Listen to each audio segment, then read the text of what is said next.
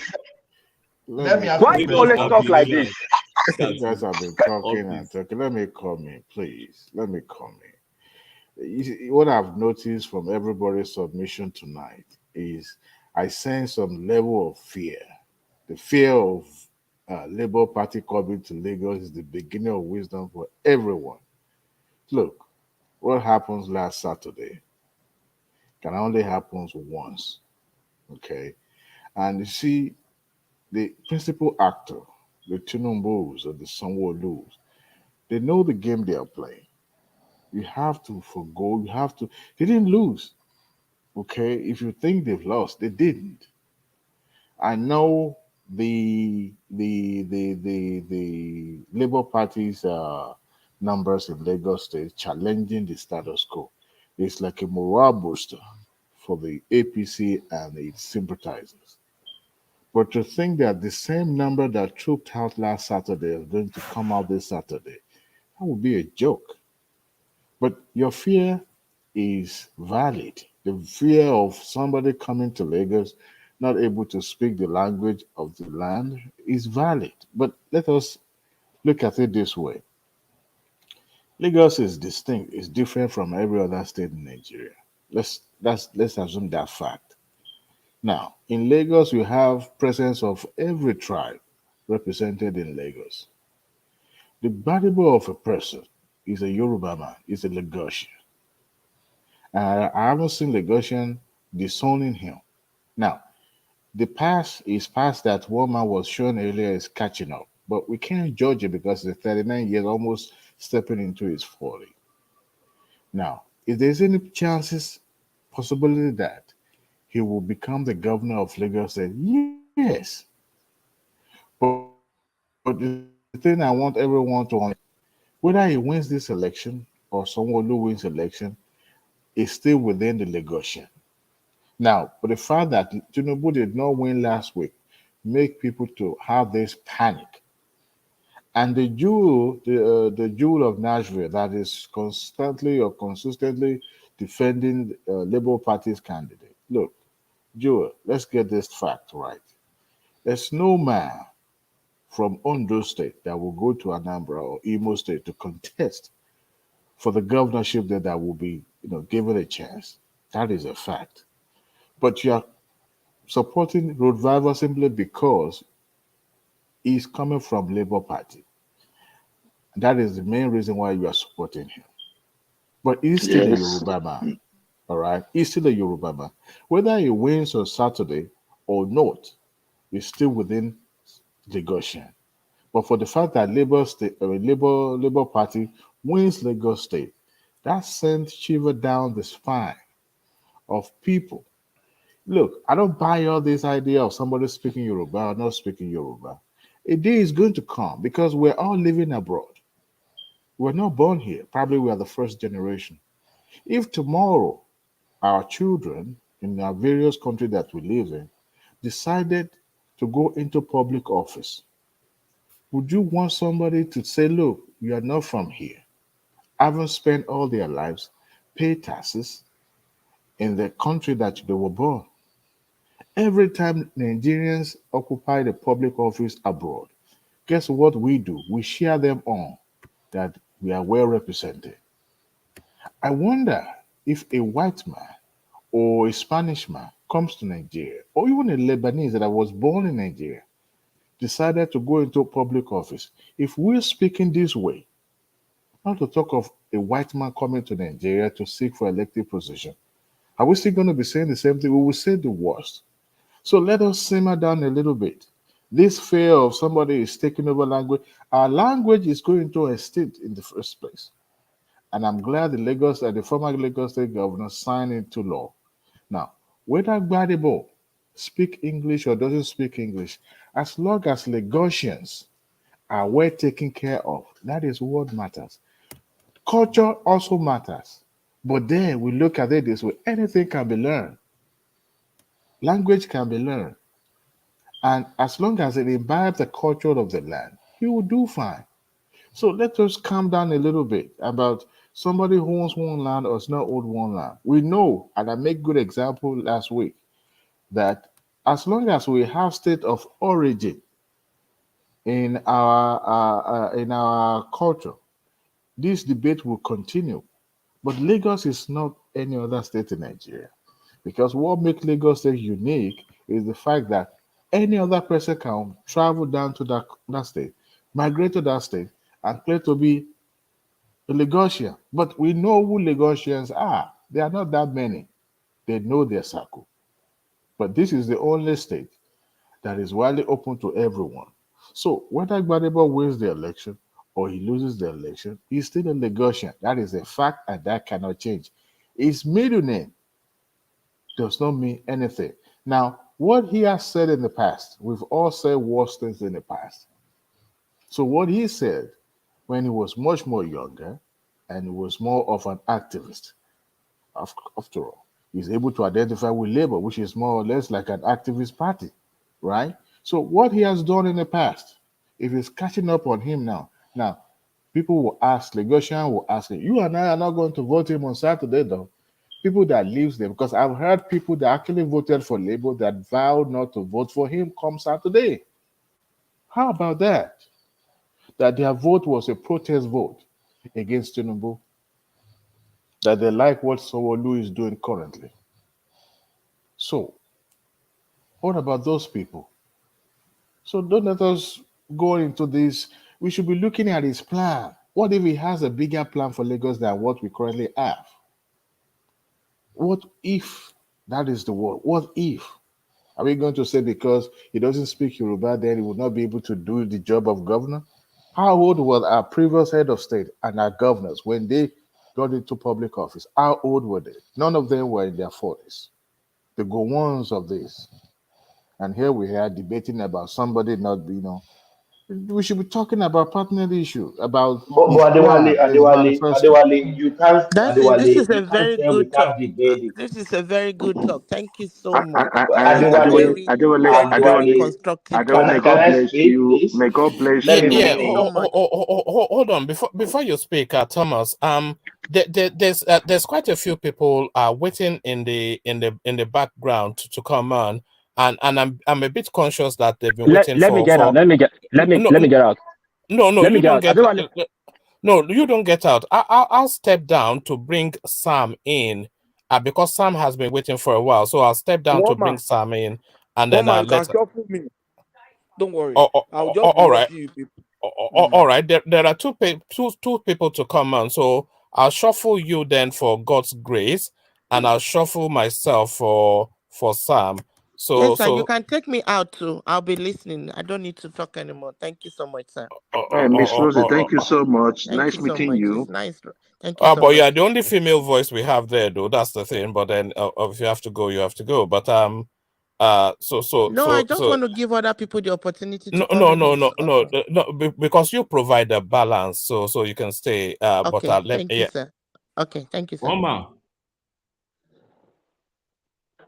Um, Thomas. Oga, yes. Thomas, please. There is a link I just sent to you. To Now, the private chat. yes, in the private chat. If you play, Yeah. you will see what Rovigo was actually referencing in that is was actually replying to in that is tweet. That will give us the context Ajanle Koko was trying to push. Then you can now play Nnamdi Kanu's you see it next. That is what exactly Road Bible was validating. You listen to that clip and we can all judge. Oh yeah, let me try because I don't have my laptop. Um, yeah, let me try if we can do that. Um, one sec. Um, I'm sorry, I can't do that with my phone.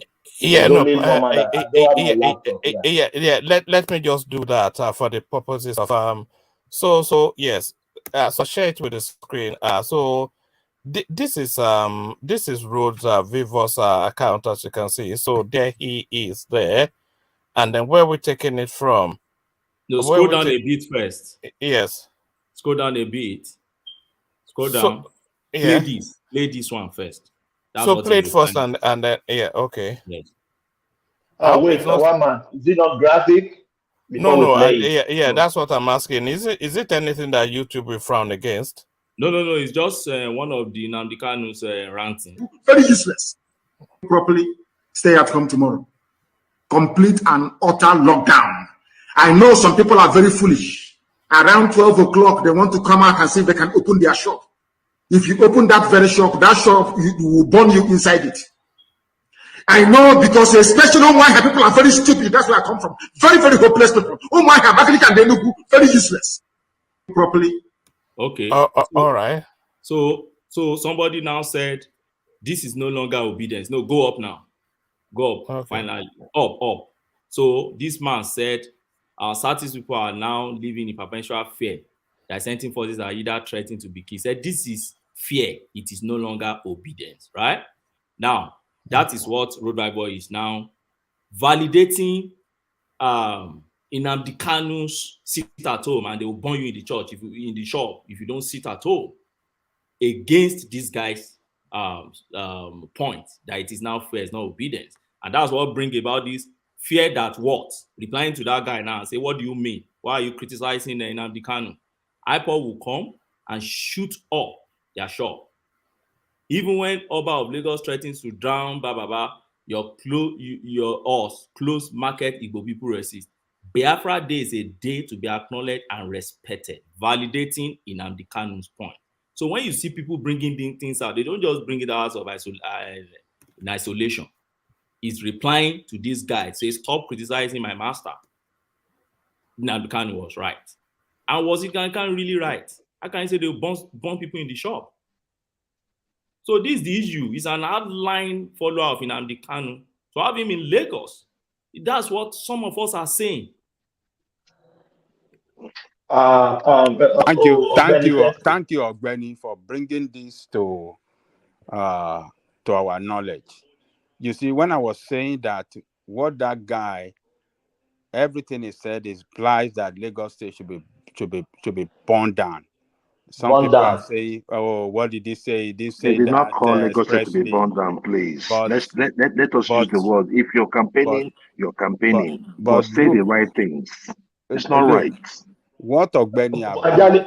Ajani Koko, let me ask you this. Do you think the obedience, they don't even care who gets to that seat? It may be mad person, it may be terrorists. They just don't want Tinubu. Yes, they don't want Sanwo-Olu or anybody that have connection with Tinubu to be there. And they don't care about who is going to occupy there. As long as it's one of them, they don't care about his background. They don't care about what he represents or whatsoever.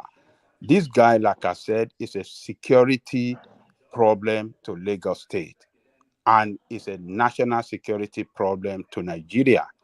And we, at this point in time, when we are looking forward to leadership that can bring people together, that can bring peace onto the land, we cannot allow this guy that makes so much reckless statement in the past, call on shops to be burned down, or people to be but IPOB is coming to shoot. What if IPOB is coming to shoot? Ajali Koko. And Biafra is coming, whether we like it or Ajali not. Koko. Yes. If IPOB is coming to shoot, are they coming to shoot cows and goats? Yeah, it's calling them to come and shoot people in Lagos now. That is okay. I want to ask you that question again. It's a security. This guy is a security problem to Lagos. Can you let him finish? Let me run. Finish. Then you can come in. It's a security problem to Lagos, and it's a national security problem to Nigeria, because Lagos is the economic backbone of Nigeria, and somebody to be in charge of Lagos as the chief executive officer of Lagos State must be somebody that really loves that country, that really loves that state, and that really loves, Nigeria. So it's not clear to me that this guy really loved that country. With all these statements that he made in the past, we cannot take a risk. It's a big risk, national security risk for us to let him be in charge of that enormous resources of Nigeria.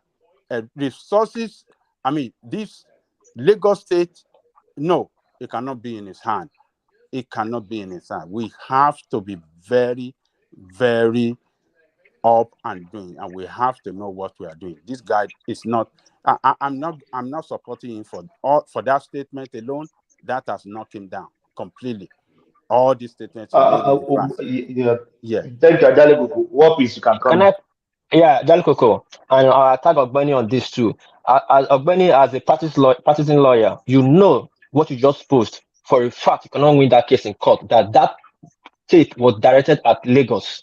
Shop could be anywhere. It could be Enugu, and the guy specifically said by people from Enugu and Umuahia.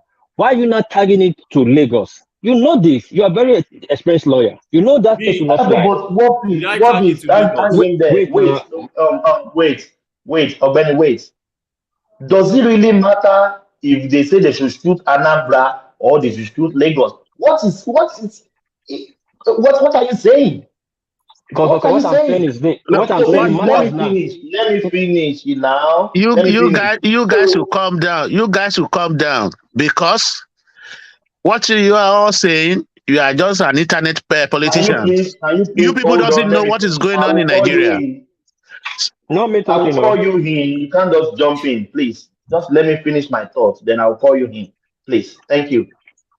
If he said they should shoot people so people in Anambra, they are not human beings, or people in Onisha, they are not human beings. It doesn't matter anywhere. He told them to go and shoot. Are they going to shoot? Are they going to shoot goats or animals? So what is your bone of contention there? Okay. Yeah, thank you, Thomas. My broad contention is that I'm not saying they should shoot anybody. I'm totally against that. But for Ogadeku could turn around and use that again as a point of reference in Lagos is equally wrong too. Because we are debunking that we are going against that tape for one. It's not good to choose people, and Ogadeku is making that tape look like it's going to happen in Lagos. That is exciting. And my good brother, Obviously, Ebene brother, eh? obviously is making that No, reference no, to Lagos no, because no. hold on now, be patient. He mentioned the Oba of Lagos. He mentioned whether they want to throw them in the river or in the lagoon. In the lagoon. So In the this lagoon. guy was referencing to Lagos. So that call is called that they should come and close down shop or burn down shop. It's particular about Lagos. So you don't twist it. Don't try to, in No, the course of defending him, no, no, then no, try no, no, to no, twist everything no, as if no, no, no. we I'm don't not know what twisting we are anything talking here. about. I'm not twisting about anything And, here. Me, when it comes, moreover, he was living in Lagos. So where was this? Look, what is? Let us just say it the way it is. World peace. You have a that bad case. Admit. Look, let us say it the way it is. Benny, I will fire you for today. I'm not playing Look, anymore. Ogbeni has done us so much good this evening for bringing that Can I tweet, interject? everything that this guy said in the past, for bringing it to the fore tonight. He has done us so much good. So it's not thank more you. language. Yeah. It's not more language. Let Sam come in. Everything wrapped Sam. together. It's Language everything. and national security problem about national security He's problem. going to be your We governor on cannot Saturday entrust this now. guy I with the reject it in resources of Jesus' name. Lagos. That Well, will not happen. relax. We are making him Relax. governor. Can Sam come in? Can I Okay. come in? Okay. Good morning. Good morning, everybody. Good What we are morning. saying is, if Badeba was born in Lagos, is a Lagosian, he can contest. But the way the Igbo boys are taking this issue, they are dividing every youth in Nigeria. You people doesn't see what is going on in Lagos, particularly. By Saturday, it won't even reach half of what Obi scored in the other election. I bet you. Majority of people talking over I here. don't say that. Oh, they will shock you. Oh. They go to shock you again. Oh. Don't say that. Oh. Okay, my brother. Let's forget. We are all in the overseas. I mean UK. We are talking. No, So I'm in Ado Ekiti. you see. It's everybody that is in overseas. So what we should try and do is to bring all Nigerians together. We are one. We shouldn't be going about tribe. Though this election so clearly but Sam, there's a tribe. do you think we are deceiving ourselves if we said we are one? I never see us as one. Yes, we are deceiving. Yes, we are deceiving ourselves. That's what I'm trying to say. That we should bring ourselves together. We don't see each other as one, because my sister works in Enugu. There was a lady they beat to hell, but it doesn't come out on social media or this thing because that person is a Yoruba woman. And because if we vote for APC, yes. Ah, come on. We saw the video of countless videos of people beating up in the Southeast because they vote for APC. We saw them. We brought it here as well. The reason I'm so concerned that about Lagos State is not because Igbo can win or Obi can win. What happens at Lekki Gate is the major thing that sets Tinubu and that will a little bit affect Sanwo-Olu, but for saying that Sanwo-Olu will lose on Saturday, you all forget about it. Just forget about it. Sam. No, don't say that. Don't say that. Mr. Sam, can I say something real quick? Can I say something real quick? No, Joel, you've been spoken. Let's hear from. Can I say something? Yeah, let's hear from His Grace. Yeah. So, thank you, everyone. You're welcome. I've listened to everybody, and I think as it is, nobody can call the Lagos State election as of now. See, this thing is dicey. With what one man played earlier and the kind of aggression that people are putting on now, we cannot say that Sanwo-Olu is coming back. It's obvious that this election is between Sanwo-Olu and GRV. Jandor should just go and sit down. I don't see that one. I don't see that one coming up anywhere. However, in the area of language, see, one of the reasons why I feel GRV has this problem is because his campaigning has tilted towards the Igbos more than the Yorubas. So he is actually focusing on the Igbos and the Gen Zs that as his constituency. However, do I personally feel GRV should be the next governor? This is my personal opinion. Nobody should come for me. I don't think so. This is my reason. Beyond the issue of language, you see, governance also requires experience. People are saying, nobody, these guys, people have done 20-something years. People have done 20-something years in Lagos, and they've not seen His Grace is an architect. He's an architect. He's an architect. I agree with you, he's an architect. But see, architecture is not governance. Let's separate it. See, go and look at people who have governed Lagos. Let's start from after Tinubu, who all of us agree, whether on paper or not on paper, that he set the master plan.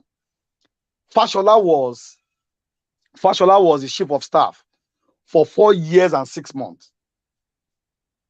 After that comes Ambode, who has been the Accountant General of Lagos State during the time of Tinubu, and he worked with Fashola. There comes Sanwo-Olu, who has been special advisor to Tinubu. From there to Fashola, he heads the Lagos Homes and now the governor. See, it is easier to say, we want to take back this Lagos. We want to do this. Let's first analyze the policies of this guy. His major bone of campaigning is that he wants to take Agberu off Lagos, which personally I do not like. But it's beyond these rhetorics. Governance is beyond that. For anybody who has had opportunity to move close to people in power, you will understand with me that all these social media analysis, when you get into government, is beyond this. I personally, why are all of us against Showore? People will say, you should go and do local government first. You should go and do this. Why is nobody telling GLV that you should go and try councillor first? Beyond the issue of language, I personally do not feel this guy has what it takes. See, Lagos is not a small boy place. No state in Nigeria can we consider as a small boy state. But Lagos has a kind of peculiarity. Imagine the number of people coming into Lagos every day. So somebody is telling me he's trying to do he's going to do a rail in within the first 4 years, going to 120 kilometers. See, all this is just political. I don't know right what to use this time around. But the fact is that I personally rhetoric. Yes, I personally just feel propaganda. Yes, I personally just feel this guy is too. He doesn't have that experience to govern Lagos. See, Fashola governed Lagos within 8 years. His black hair turned to gray. Can't you see the way? Can't you see the way Sanwo-Olu is aging? Can't you see the way Sanwo-Olu is aging? This is somebody who was with Tinubu, and Sanwo-Olu said within 18 months he toured 18 countries under Tinubu. These are people who have been in government. Government is not about everybody is governor. I want to go and be a governor, and that's why personally I do also not feel that Jandor can rule Lagos. It's not by the fact Jandor will do worse with But Agbewu. it's grace. It's grace. Some people they Yes. don't care. They just want anyone there. They don't care. See, fine. That is the beauty. His grace. Yes, Sorry. sir. Yes, sir. You have more narrative than Ajali Koko that is a 1940 Awolowo centric type of politics or propaganda. Like what you said, like what you just said now, it will cut into the Gen Z in normal rational person mind. It's not about, that's what I'm trying to say. It's not about language or tribe. It's about, if you say about this guy, So you want to go matured after enough. Ajale Koko now, not Of course, follow you. It's Ajale Koko. You want to What go peace? after. Now, see, I What don't peace? want to say something Go different. after the issue. What peace? Right? Me, Yeah. I am not that in that shoes to face the likes of Babajale Koko when it comes to history. So let's talk within my own. No. I'm not against what you're saying. What I'm saying that you put in a better perspective, better way to explain that we understand better. See, the issues. what peace? Do you also know that I'm a Yoruba boy? I understand I know from your accent, but you put in a better context that we don't have here. Where I come from, better words. Over You're using better words. See, it's great. You are using better words. You are using better words, which is allowed in politics. And you are calling it out the way it's supposed to be. That guy is immature. We cannot give him the fifth largest economy in the world. He does not have the experience. Read politics. Absolutely. But the way I'm looking at things, if care is not taken, come Saturday, there is a high likelihood that this guy might be the next governor of Lagos. It might. No, he won't. Let me tell you. Obaseki defected from APC. Why Buhari was APC president? Why Oshomole was the APC national chairman? Why Tinubu was the APC at that time? National leader. He defected and defeated them in PDP. With you know how many military they were deployed to Benin? 30,000. Yet in one. Not the power, what they call the power of equivalency. He's a sitting governor for crying out loud. He's the chief officer of that state. He determined what's going to happen in that election. He can cancel that election. Do you know? He can cancel that election. Do you know what I said? I said he might. Might not be, my brother. Might not be. He will win. Sorry because to say. When you look at if the Yorubas goes out the way they did, you see, the idea is about. It's not about Sanwo-Olu. If somebody will be, I don't think anybody will say Sanwo-Olu have not worked in Lagos. Give it to that guy. That guy, No. It's grace. Wait. Some Obi'S said Sanwo-Olu is not working in Lagos. They say it off from this platform. Thomas, you went to Nigeria recently. You Yeah, I confirmed give my all you account. saw. Yeah. You Yeah. confirmed all you saw. So you have been See, listening to us for a while. His grace. it will be unfair to say someone who has not worked. His grace. Yeah, that person needs to go and revalue himself. I'm listening. Instead of someone who has not worked. Okay, now let me tell you this, right? I want to stand on this show and I will tell you. You see, what we are saying here is that we have a Nigerian standard and we have a world standard. Okay. I do not know where you live, but if you have been to Lagos State, if you go to Lagos State today, and you go to a place, I'm not talking about the mainland area. I am talking about the Lekki area that is less than 25 years old. Because I came to Lagos State in 1989. And by that time, all these places you call Lekki were all swampy areas, except for those of us that can go to Eleko Beach those days, right? Now, all those places were swamp. I was thinking that as they are trying to build there, and they're saying that someone that has, that is visionary, is trying to build Lekki, I was thinking that it will come with a better planning, better landscaping, that is in tune with the 21st century. My brother, His Grace, if you go to Lekki, you will feel bad. Okay. Look, let me tell you. Rome was not built in a day. Rome was not built in a day. Thomas, please. The houses the white men built in Enugu City, if you go there today, you're going to see proper planning. Thomas, what I am saying here does not cost too much money. If you can build a 3-story building, you can do a little bit of landscaping in your area. You go to airport. Look, let me tell you, I took some pictures and I sent it to one man. One man refused to post those pictures. And why are people leaving Anambra to Lagos? Can I respond to Thomas, please. You see, I know now you're a moderator, right? And please, if you're a moderator, you have to act like a moderator and quit the laughing. I'm right? asking you, why are people moving now, from let me answer your Anambra question, to Jelekoko. Lagos Look, let me tell you something. If Anambra is well planned than Lagos, let why me are tell people you now. moving away from Can I Anambra answer that question? Let me answer that question. The Wait. You will talk. Even Ajaliku, some people even went to Nigeria. They can't go to their hometown. They stay in Lagos. Is one of them now. He couldn't travel to the I don't know them. Ajaliku, I don't know them. He stayed. Thomas, why are you throwing jab? The issue there is Thomas, why are you throwing jab? Always you Thomas tried to come with this thing. And I said, I don't know how he became a moderator, but it's okay. That's for one man and his thing going on. But let me just say this. Ajelekoko, you said, why are people coming from Lagos State and from Anambra to Lagos? And my question is, why wouldn't they come to Lagos State? Lagos State used to be the capital. No, you said Anambra is well planned. Can I finish? Can I finish? Let me Everybody should hold on. Can I respond? Okay.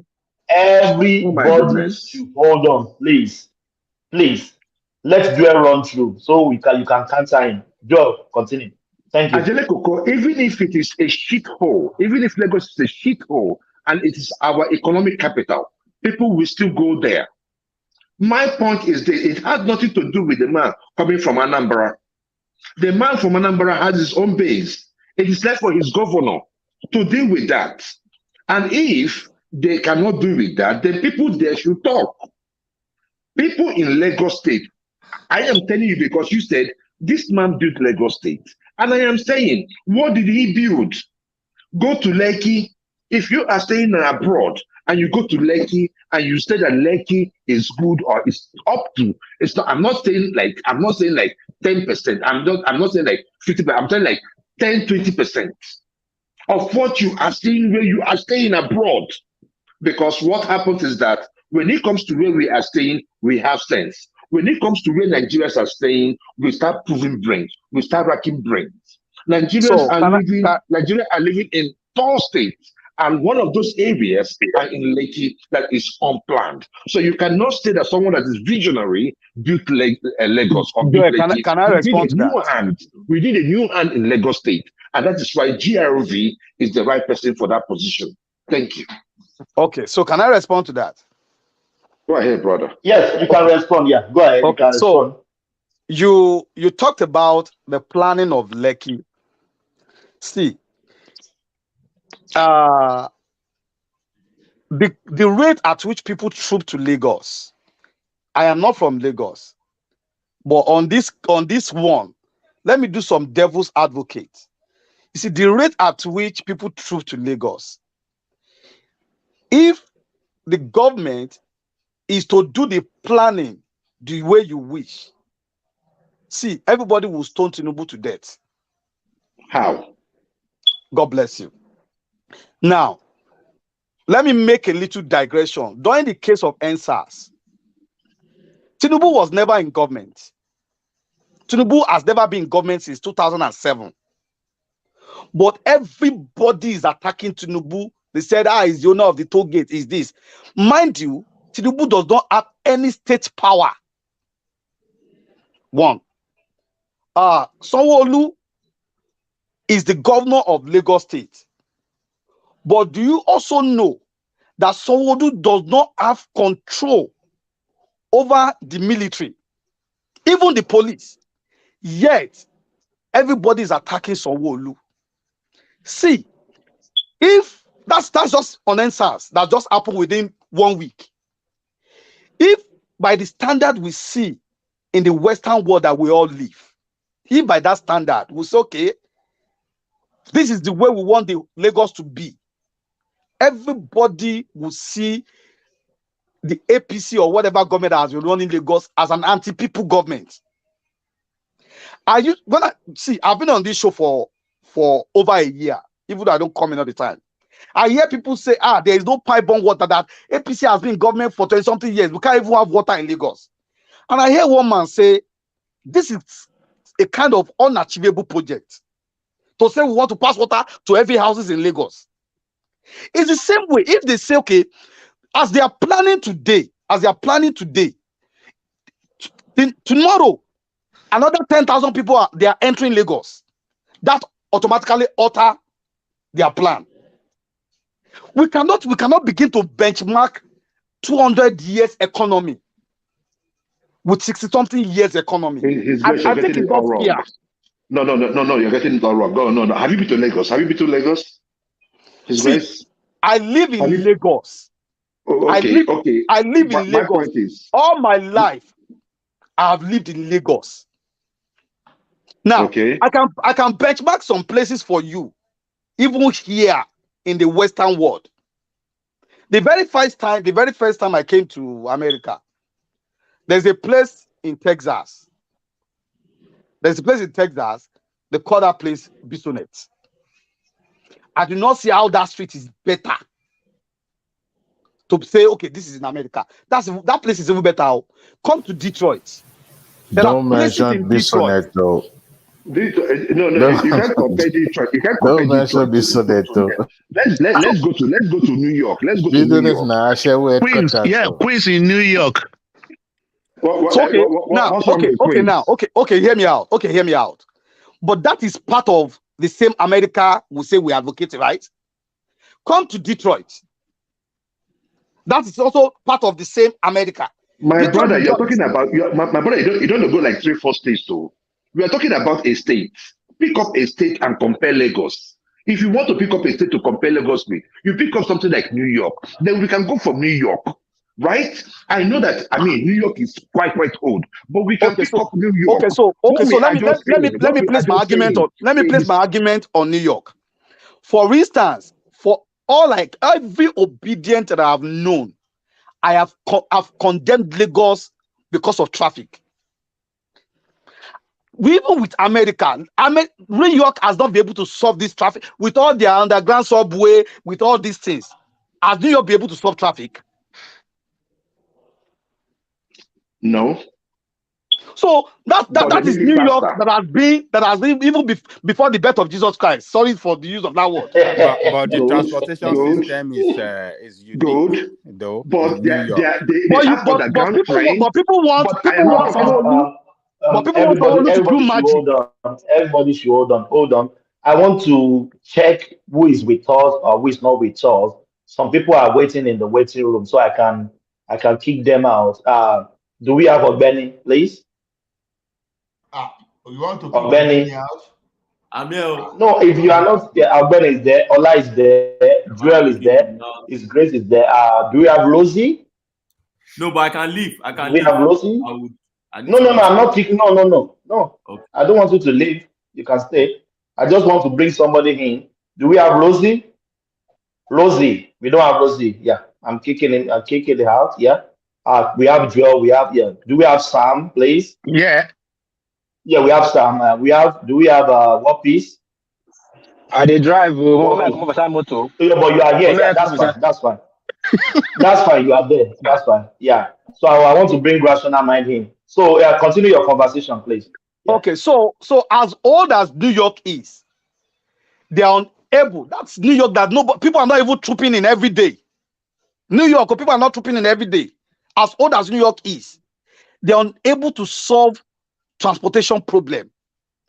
And people want the young Lagos, the Sanwo-Olu that is trying to stop transportation problem in Lagos just overnight. It's great. It's great. It's His Grace. You know great. the Let reason me why we just have say traffic this. in Lagos.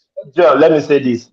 Okay. Despite they have all the means of transportation working, they're still unable to solve it, isn't it? Waterways is working, the No, roads, I the will not. I will train, not the agree with buses. that. I will not agree with. Can I just say I won't. something I won't to agree this with effect? him there. Angelico, Look, before you go, they, please. let me say this. Angelico, We, go. I want you to talk after me so that you just cap everything up, please. I'll be okay. brief with this. See, Yeah, go on, Joe. Yeah. and His Grace, His Grace. This is one thing. This is one thing I found out in Lagos. Let me tell you one of the things. From when you come into a Lekki area, right? You have one straight road, right, going down to Ebe, right? That road you see, it's not even demarcated, right? Okay, you cannot even say that this road, this main road, this only road that leads to Ebe, you cannot say it is 5 lane or 6 lane. The whole thing there is scattered. The side of the road is scattered. So what happens on that road? Because if you're talking about traffic in New York and traffic in Lagos, I will tell you the difference. The difference with that one, the one in Lagos, is that if you have, for instance, somebody making a right, maybe he has a right turn, right? He does not have any like a demarcation that say, okay, this lane is only for the right turn, right? Everybody is moving on that road. Then even on that road, you now have what they call it, not big potholes, right? On the ones that even exit them out of the main road, the roads are horribly bad. You see the problem? So you that is on that main road, you cannot even get into this other side. And everybody moves onto that same road.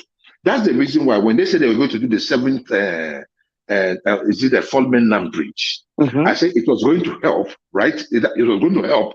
But the thing there is that if they had better planning, if they weren't selling land, if you ask people that stay in Lekki, they stay in. This place used to be place that they put for what they call it, for park. They sold it. They built a house on it. In a place like Lekki, we still have open drainage. When I mean, you know this big gutter that we used to have in Ebutemeta. I don't know if some of you that are still in Ebutemeta. This canal. We still have open canal. We still have open canal in Lekki. Come on. No, I agree with you. I am not saying leaving all that undone. I'm not saying it's good, but I'm saying that these guys, see, you'll be shocked that GRV comes in Saturday. He cannot do.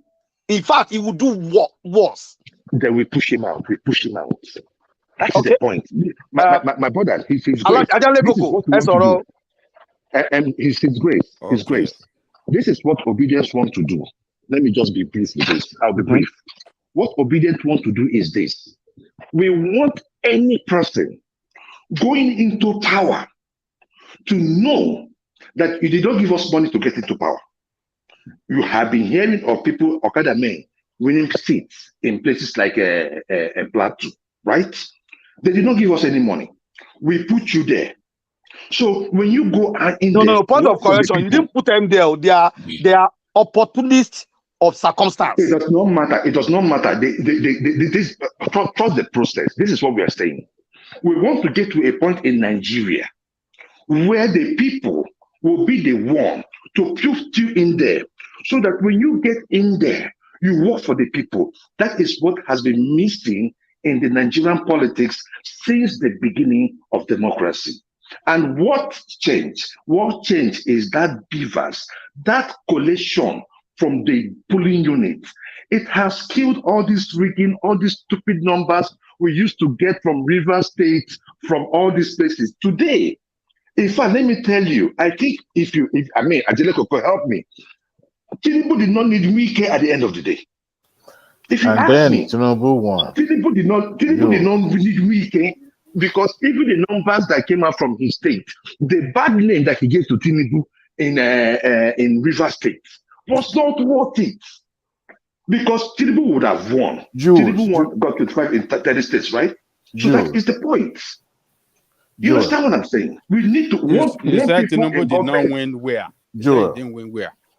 They said? You said I Tinubu said did not Tinubu. win where? I said Tinubu won in River State now, right? But he did not need all those bad names from Wike going to main people to be able to vote for him because he did not need that state. Why? Why didn't he need that state? He didn't need that state now. How many states? That's one of the states that contributed to his election But he success got now. 25% in 30 states. That's what I'm saying. No, he got 25% in 30 states. So he didn't actually need it technically. Every vote counts. Everywhere I have a question for you. Go ahead, brother. Do you think Labour Party has come to Adewale, stay? you want to speak, right? Yeah, I'm asking Joe a question. Okay, Do you think brother, go ahead. Labour Party has come to stay? Yes, they have come to stay. What makes you think so? Because you see, the issue of Labour Party, the backbone of Labour Party is the obedience. Okay. And obedience is anyone, any person that loves to see us grow. Progressives, those are obedience. So they cut across tribes, they cut across religion, they cut across traditions. These are people that said that we want to start doing things right. So if you understand what we have been trying to do, even with the states, we want to take more states because from structureless, we are becoming structured. But we want to make that structure in such a way, we want to make them understand that we have the number and we can put you in there and pull you out if you are not performing. And that is what has been missing in Nigerian politics. The people in government are not responsive to us. Go ahead, brother. Allow me to land now. Allow me to land the thought. Then you now ask me land your point. Land your point here.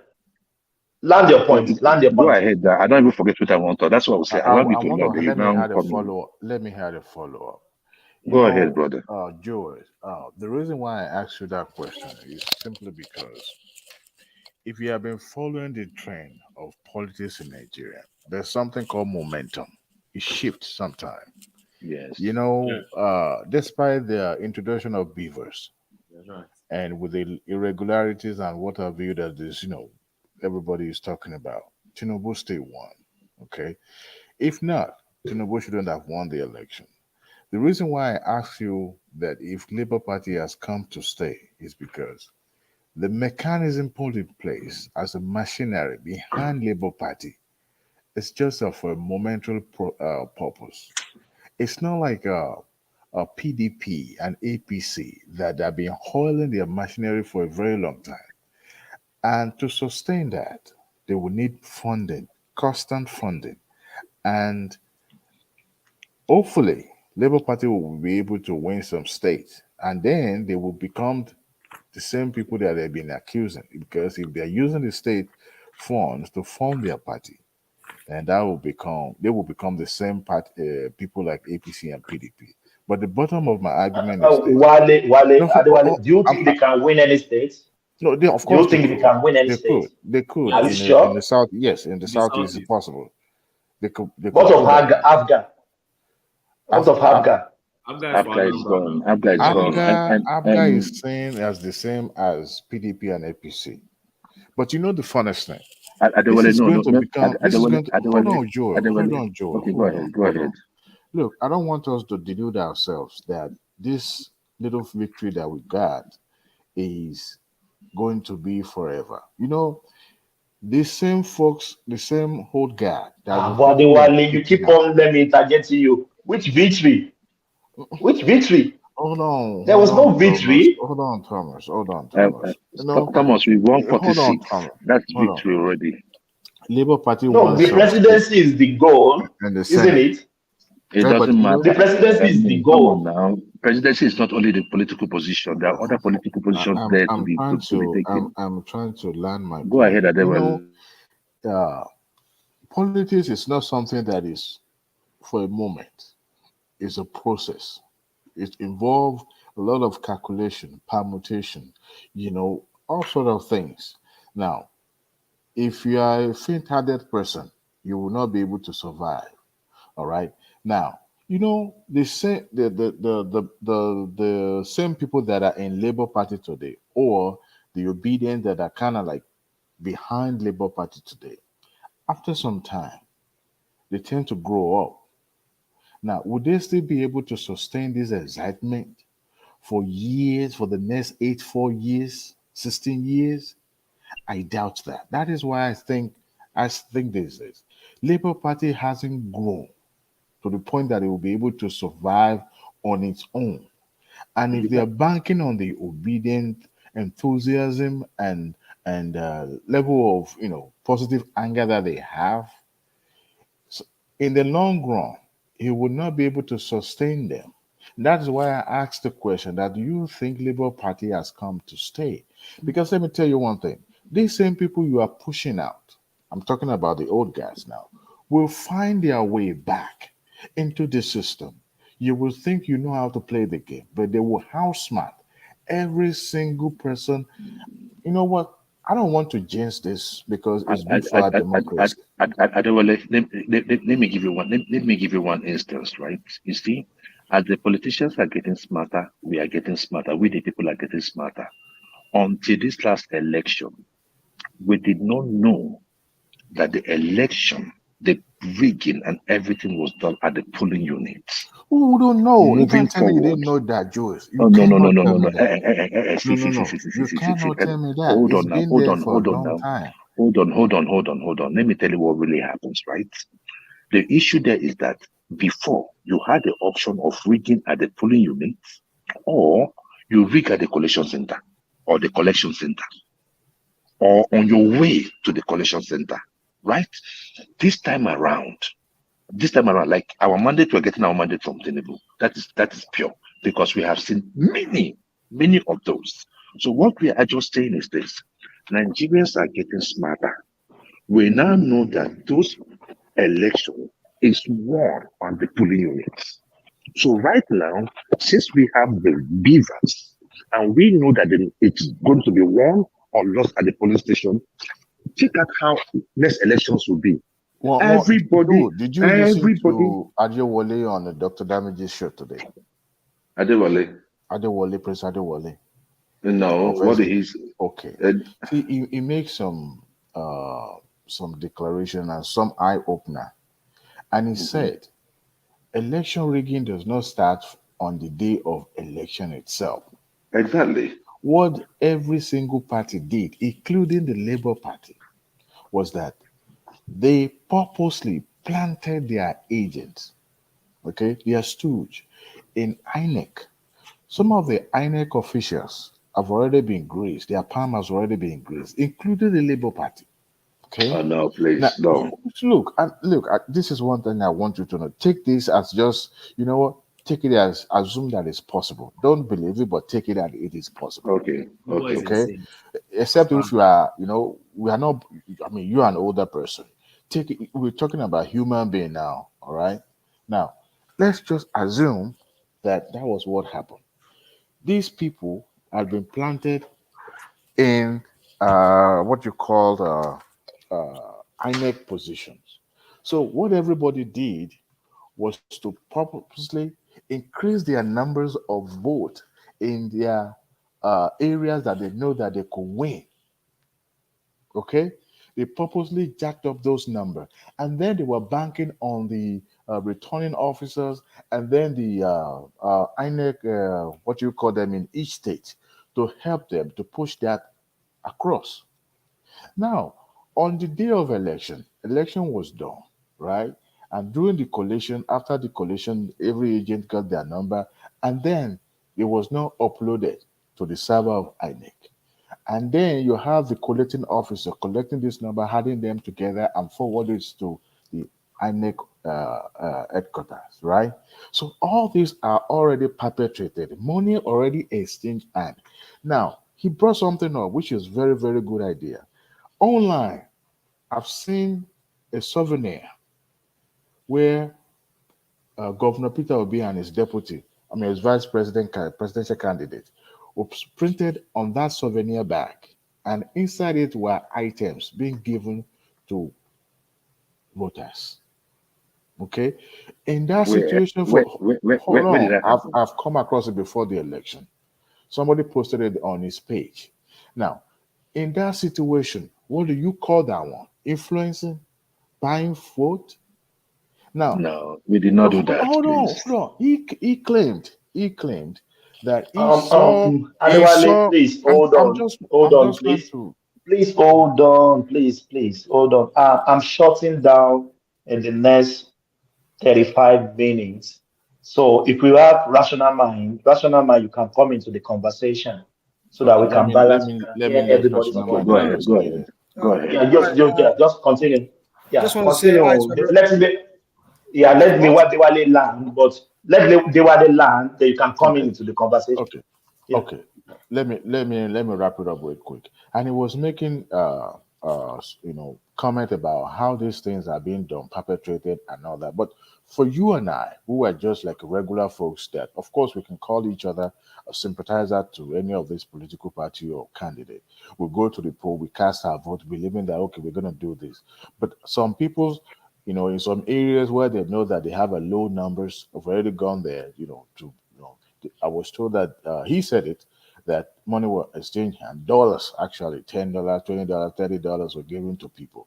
All right. So this is a systemic issue, not just on the day of election. And I'm thinking, will the Labour Party have the enough to be able to carry them, to prepare them to that finish line, whereby they will be able to establish themselves, not just establish themselves, but be able to, take the power completely from the old guard? I doubt it. I don't think it's possible because these old folks will find their way back into the system and push these Labour Party people out of it. That is what I believe. Even though what is happening now is more of an enthusiasm and all that, within the younger and the youth, but in the long run, people who have political amnesia. They will forget about this when something good happens to them. Then they will focus their attention on something different. That's the reason why I asked that question. That do you think this momentum will be able to sustain Labour Party in the long run? Thank you. Rational mind. Please, Yeah, can I thank you. just Thomas? Please, can I just come in Yeah. just 1 second, and I'll Yeah. leave. Yes. Adewale. Yeah, one Thank second is already 1 second is already done. Thomas. Continue, So continue. yeah. Thank you for the enlightenment. You see, the same view you see Labour Party or whatever it's called obedient now is the same way I see it too. And like I always say, the obese space is filled up with five major group of people.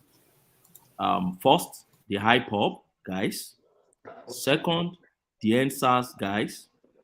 Third, the Pentecostal Christian members who's their pastor, lured them into it. Is it railroad? Yeah, them to it. Then fourth, the angry youths who are tired of this government, old people, no employment, nothing, the angry youth. And lastly, people in diaspora. Now, for me, these are the first major categories of people that occupy that space. And when you look at them, they have different interests. The only thing that unite them for now, Peter Obi, and then they just have to get this government out from it. If you read this man, before I go back to that, if you read this man's book, Odyssey, that's Nnamdi Azikiwe book. I commend that book to everybody to read. Nnamdi Azikiwe, Sick of Africa. He talks about you don't just go to the poll and vote for any other person because you hate the other party. He said because when you vote that man you don't know, it becomes more dangerous for you. Ogbeni, let me have this. You can have it together. Did any obedient know these people they are voting for? Can Not they really. vouch for them? Can they even mention their names? Do they know their consequences? Do they know where they are coming from? I heard that somebody got a form from I have Germany explained the and reason. they won an I have election. explained the reason why. Not I have really, won. but I have they are explained the just reason why. happy.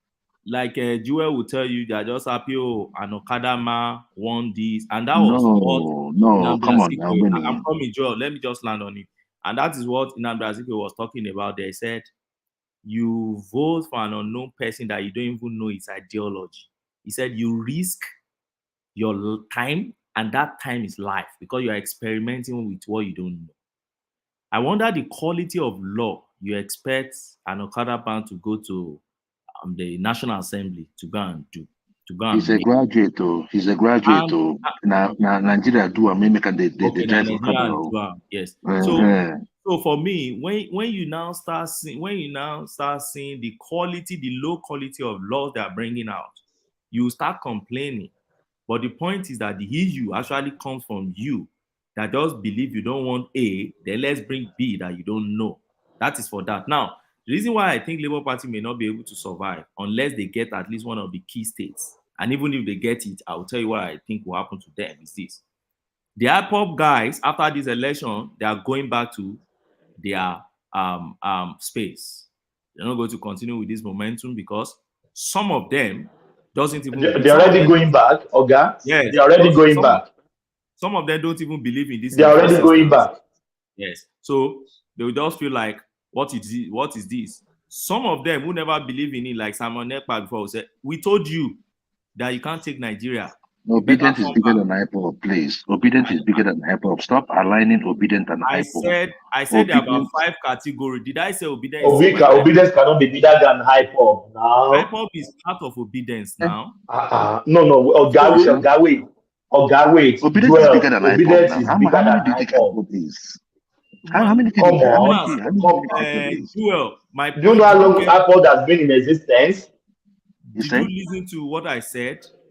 I told you. Who am I answering to? I said, did you know how long IPOB has been in existence? Yes, I know how long IPOB has been in existence before IPOB was massed up.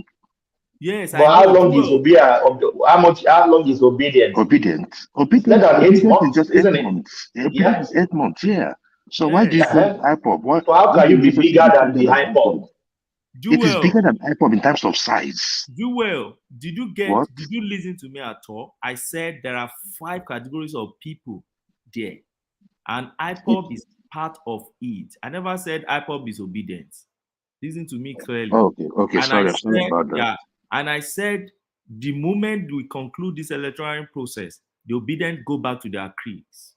They go back because some of them never even believe in this. Like Simon Ekpa now never believe in this. He will tell them, I told you that you will go and lose. You better come back. And they will go back to more angrier than they were before. That's my first point.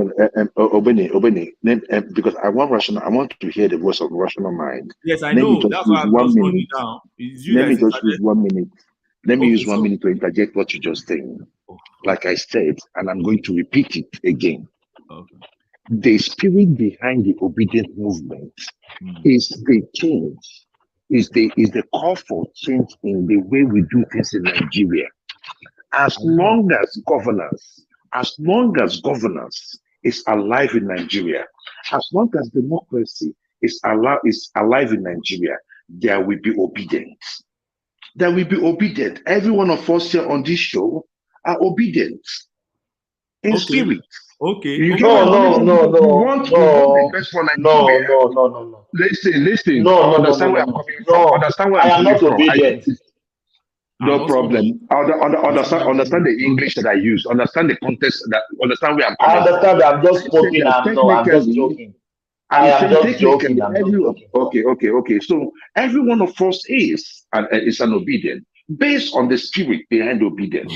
Do not worry. What I am saying is this: what we want to stop in Nigeria is the idea that a politician will get into power by his own power. That is the idea we want to stop in Nigeria. The process that brings in a political office holder is what we are looking at, because if he does not need us to get into power, he does not need to be answerable to us. So what we have given to every obedience. Can I just land so that because I just want to, I'm going to sleep. I'm traveling tomorrow to Lagos. So see, I have no issue with what you are saying. It's your own personal opinion about obedience. And that is why I keep saying obedience is a rag bag. It contains people with different ideologies. An average IPOP person doesn't believe in this thing you are saying now, and they are still obedient. An average IPOP person will tell you, we don't believe in this country. But if you're able to make one of us there, they will be able to achieve whatever I want to achieve and get out. That's why I'm supporting this man. That's what an average IPOP man will tell you. Now, you're still referring us to IPOP. We are not IPOP, please. IPOP is part of obedience. IPOP decision. IPOP is like IPOP is not even the main core of obedience. Stop using IPOP. I have so many. Joel, wait. I have so many friends in diaspora who we use because strong supporters of IPOP. When we were discussing Simon Ekpa and Nnamdi, they can beat anybody because of Nnamdi. They are today obedient. How many of them came back to vote? So many of them, they are presently obedient. How many of them came back to vote? That doesn't matter. That doesn't matter. It doesn't stop them to be obedient. It doesn't stop them to be obedient. It does not stop them. But what I'm just saying is that they do not constitute the number that we have in Nigeria. The obedience in Nigeria are a different animal. They are not listening to what you are talking about. The obedient animals are different. These guys are different. These are the Gen Zs. Joel, wait now. Not just Gen Z. When you mention this Gen Z, somebody just told you the other time. When you say Gen, you see, we just sit in the southern part of the country and we think Nigeria ends there. Where is Gen Z in the north? You see, we are just so entitled to this thing. We think, go to the north. Where is Gen Z there? They are families. They don't even see themselves as youth. They are okay. Yeah, my brother, we start the development in the south before it goes to the north. It has always been that way. The trend always start in the south and goes to the north. So what are we? Because we are not enlightened that the north. Can you just concluded? I want to bring that on because I have to shut down. Okay, sir. If you promise not to interject me, let me just round up. So if you say something, he will interject you. You know that.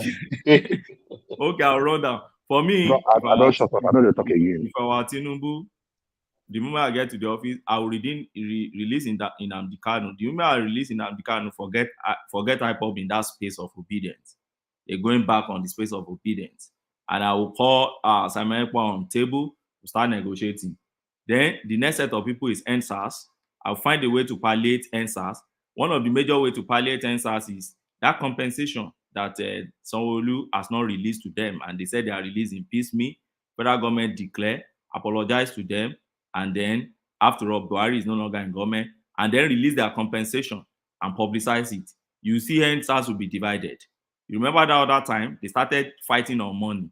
This time around, they will fight on that compensation, and you have them taken care of. Now, the Pentecostal Christian members. But wait.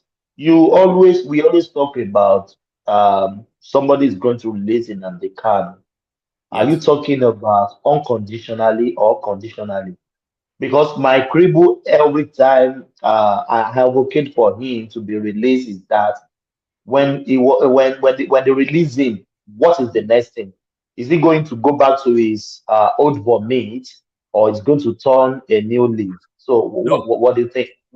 Thomas, let me tell you, Nnamdi Kanu has things on the table he's negotiating for. First and foremost, the court said release him. By the rule of law, you should release that man because the court says so. If Tinubu is going to prove himself as a true Democrat that he is and the follower of rule of law, he should But release that man. he has other cases. Yes, That's I what they are know, saying. but they've not charged him. So Malami is just using that to tell us if you have other cases, why don't file a charge against him? What are you waiting for? So for me, I think yes, release the guy. If the guy go outside there and continue messing up, then you start dealing with the guy. But one thing I know is that Exactly. if they release Nnamdi Kanu today, Nnamdi Kanu will see that there's a new government here. Nnamdi Kanu will also subpedal a bit to see what this government is bringing on the table. And if he realizes that you guys are on the path of true federalism, Nnamdi Kanu will start negotiating with the Southeast leaders than to be fighting federal. Because by then, Oga, do you think the Igbos they have abandoned in Ambekano with no, the Obi's narrative? no, I don't think they've abandoned. I don't think they will Are you abandon them. sure? Yeah, I don't think so because When last did we talk about Nnamdi Kanu on this platform? the reason why they don't talk about him now is because of election. So they've all suspended whatever IPOB for now. And that's why you see all of them calling for the head of Simon Ekpa, because they thought he's coming to disrupt what they want to face now. In fact, you see many of them, if you go to Dr. Damage's space, you see them, Kene and all that. You see them advocating. The reason why they don't want Simon Ekpa now is because they have election on the way. And these are staunch IPOB guys, okay? So I see them going back if you release that guy and others. Now, to the Pentecostal Christian members, all those ones, all Tinubu just need to do is leadership of the church. Ensure that you show from the beginning that you are not biased against a particular religion, because their fear, they are expressing a appropriate fear, because their fear is that how can you have Muslim ticket? That's the major fear that the Pentecostal Christian folks have against Tinubu. But if he's starting from a very right footing, and is be able to show from the beginning that no, this is not a religious thing, and I'm for everybody. Let me tell you, it will dilute that space. It's going to dilute that space with the leadership, all come together and PFN and dilute that state. Then it will now leave you with the angry youth and the diaspora. Diaspora don't even care about diaspora because we don't have value except some people like us that went home to go and vote. How many people can have that patriotism to go home to go and vote? I think about two. One of my friends from Canada actually traveled home. I was so surprised. Then there was another guy from Austria that came home to vote, and they all voted for Asiwaju. I don't know any other person who has that kind of level of patriotism. So for the diaspora, they just look at you and say, okay, by the time we do things home, you will come back and realign. So for me, at the end of the day, Labour Party is a rag bag full of different interests. Those interests, one, they don't align. And if they're able to get a state in Nigeria eventually, let's say they get Lagos or Rivers State, let me tell you, the moment whoever gets there start dipping his hand into the pocket of those states, all the radicals, don't forget they have a lot of radicals in Labour, will start shouting. And that will be the beginning of trouble. All the Aisha and all the Yusuf, they will start making noise. So for me, I don't see the party lasting, but I believe in that ideology that yes, the usual way of doing things must change. And I think our politicians have seen it. Even Tinubu himself by now has felt the impact of the obedience. That's one of the things we can't take away from this. And he even acknowledge it. He said the youth will hear you. Yeah. He acknowledged it. Yeah. Can we bring rational mind? Can we bring it to the conversation? I'll be shutting down in 20 minutes. Yeah. I don't even know what to say anymore because when Oga just kept going on and on and on and on, I just don't know. Well, now is your turn. Yeah, sorry, of course. man. Sorry, sir. Because problem. I'm control. I just throw shit to you. Anyway, so my point is, I mean, what I'm trying to say is that what brought me here was when this guy was talking about Lagos. You see, my fascination with Lagos is that Lagos need a careful planning, urban planning. Some people will use the term mega. National man, that laptop see is still on ground though, from Duxie. Ajale Goko. that yesterday laptop. Are you trying to maybe to collect that mark that Ajale Goko. She said I said that laptop is still on ground though. She said coming after him now. but If you he said, doesn't watch what he's hold saying. on now. Yeah. You said, she Dupsy said, is hearing as you. long as Dupsy I will stop come after you. criticizing, as long as stop criticizing Bola, that she will give me the laptop. I don't want anybody. Yeah, of course, yeah. If you want to that's give a me good deal. If you want to that's give me a good deal. No, it's not a good deal for me. You don't stifle my voice. You don't silence me just because you want to give me a MacBook because I'm using a laptop that uses kerosene. Kerosene. Your laptop uses kerosene. Anyway, so I'm still. It be like saying you don't get that laptop. I don't know. You don't get something to speak from your laptop today. It's like you've got another one. Anyway, you see, like I said, Lagos State is a mega slum. You see, I sit down sometimes. I take a closer look at what Tinubu has done in Lagos. All these things that people talk about Tinubu doing in Lagos. Everything that he does. I think some years ago, I heard when Shuwere said something. I will come back to what Tinubu does in Lagos. Shuwere says Nigeria is not a nation. It's not a country yet. It's an enterprise. See, it was set up for business. The same thing is what Tinubu is doing in Lagos. He's setting up Lagos for business. And I hear people come here on this platform and you just make some kind of wild statement as to the achievement of Tinubu through his proxies and whatever. And I just ask myself a question. But then you leave that country, you travel. Why don't you go and live in Lagos? Why can't I live in Lagos? Why do I have to live outside Nigeria? Live in countries whereby they have good urban planning, whereby things works. They have pipe-borne water.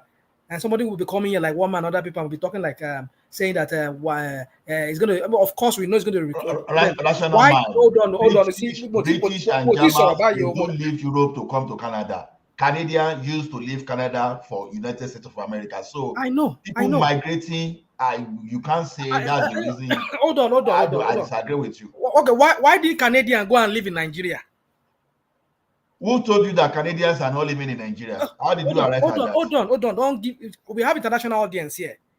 Hold on. Any Canadian living in Nigeria is either an expatriate working for a I've worked for many of them when I was in Nigeria. They work for multinational corporation like maybe ExxonMobil and the rest of them.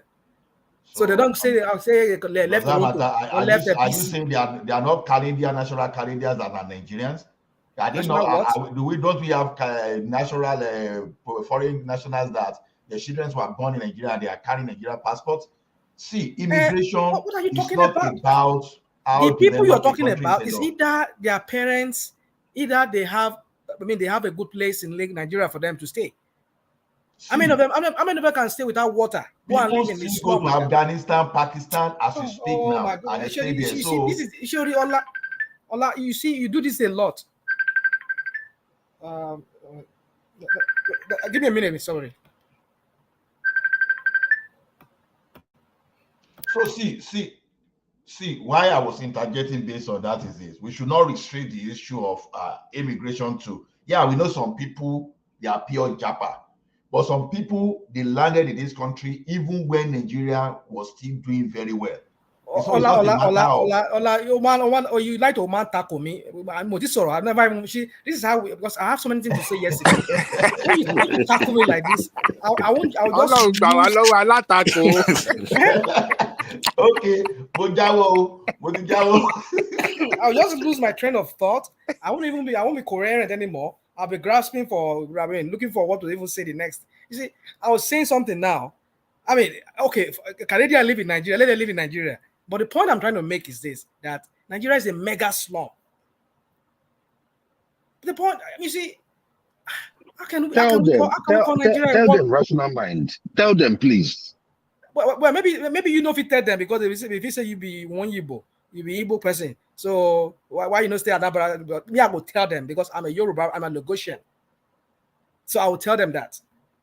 I'm not saying you can. Don't get me wrong, Jewel. You can also say that, but I know our people here will attack you. But Rational Man, you I get mentioned it. you I get it. mentioned No, I Rational don't feel Man. bad. You mentioned Nigeria now, Mm. which is okay, but you will see Rational. I mean, what do you call it? Jewel of Nashmere running all sort of how do I describe it? All sort of Campaign. negative narrative on Lagos No, State, because you said and someone built something, so I and expect it to be beautiful. And if you say it's Anambra not beautiful, I State, have the right to talk. it be So running stop all making sort of a reference of Anambra State. it be Come running on. all sort of narrative, I all did sort not of say anybody negative built Anambra narrative State. against Lagos State. Ajale Koko, let's not go there. And Ajale Koko, sorry to interrupt you. I know I'm going to lose this thing I want to say. The more I hear you guys, it seems just keep bubbling in my head. Let me just say this. Let's this Anambra thing with Lagos. Let's just leave it that aside. We know Lagos it has the money, they have the business, they have everything there. You can't compare it to Anambra. So let's not go there for now. Now, no. Hold on. Right, Rational Mind. Hold on. Look, we know we have a lot of problem in Lagos, okay? But for Jewels to compare Lagos against Anambra, saying that, there was Anambra is well planned, unlike I Lagos never said State and so. I this never and this. said so. That's what you said. Did he say that? Did he say That's that? what you said. I didn't I did hear not him say now. What you that. said. I did not say that. I did not say that Anambra was well planned. Ajale I never Koko. said that. You are just making up stuff. I'm going to Okay, go. no. Just take this Okay, one. Make Rational Mind continue. you I are beg. talking. Don't do this You are kind of thing. talking about the landscaping of Lekki compared to that Anambra that was I well did not compare planned. it to Anambra. Oh I did not man. No, you compare talk it to about airport. Anambra. I think Oh you said man. airport now. And that was why I said, No, you why did not hear me are well. You people, did not hear me why well. hold on, You don't hold hear I him. I on. think never, what I heard him. That What I heard him is hold the I on. airport. never That was compared. why I I never compared questioned you. Anambra. No, Hold no, no, on no, now. no, no, Let no, us no. say it But one he's after telling you the now. other. He's telling you that Let I'm that's us not say telling what it he you, one said. after the you're other. saying what you're saying something that is wrong. I'm telling Oh you God. that's not what I said. And you're telling me something that's what I said is wrong. Abba, Oh God. leave this matter there. You did not compare Why did Anambra with. I query See, you? Why did I query you that you only why queried me are because you people thought that I was why talking about Lagos. Why don't I talk about Anambra State? And I told you that I can't compare Anambra with Lagos. Lagos is the commercial city of the nation. That's the reason why people move to Lagos. Lagos is the commercial city of the nation. Exactly. There's a reason why people do not go to Zamfara. There's Zamfara, there's Sokoto, there's all these places. There's a reason why people come to Lagos. And one of the major reasons is the port. Come on now. How can I compare Anambra with Lagos? Anambra does not even have a seaport. We are even begging for a dry port. Come so on now. what did you say? What did we say before I then asked the question that why are people leaving I was Anambra for saying that. Lagos? I was saying that when you come to Lekki, the Lekki is less than 25 years old. And if you are talking about Lekki and you are saying that somebody built Lagos, let me not use the mainland. Let me use Lekki that is meant to be a modern city. How can I grade him in a place that does not have good landscaping? The drainage system is a mess. The roads are not marked. The connecting roads that exit into where people stay in Lekki and all those area are in shambles. So that is one of the major So reasons what did why you say? people What have. did you say? What did you say about Anambra I did not after say that? anything about Anambra. I did not say anything about Anambra. Somebody, you Oh were the one that Lord. brought Anambra Okay, into it. just forget it. Just forget it. They will never allow me talk Forget it. because I know Yeah. anytime I want to say something, they always just I put. beg, Rational Man, sorry, brother, You and sorry. Yeah, we go again. You are lying very well now. You are lying I very align well. with See, who? Joel, what we are saying today is Yeah, we that go you again. want We a go with child to Ola. become Jackie great. Sorona. Jackie Sorona. Allow Rational Man to talk, Let I me beg. talking We don't the now. talk things. We don't the talk things. Allow Rational You Man to don't let talk. me talk anything on this. No, they align with Rational Man now because Rational Man is an obedient like them. So No. No, that is no. it. He has not I've spoken. said He That has not is it spoken now. since. He has not spoken One day, since. He has not Rational Mind will spoken. say something against Obi. That day, Rational Mind go get his own certificate that day. Don't worry. If what he said is wrong, I will correct him. Or we move on. It's not a do or die. The project, the prize here is Nigeria.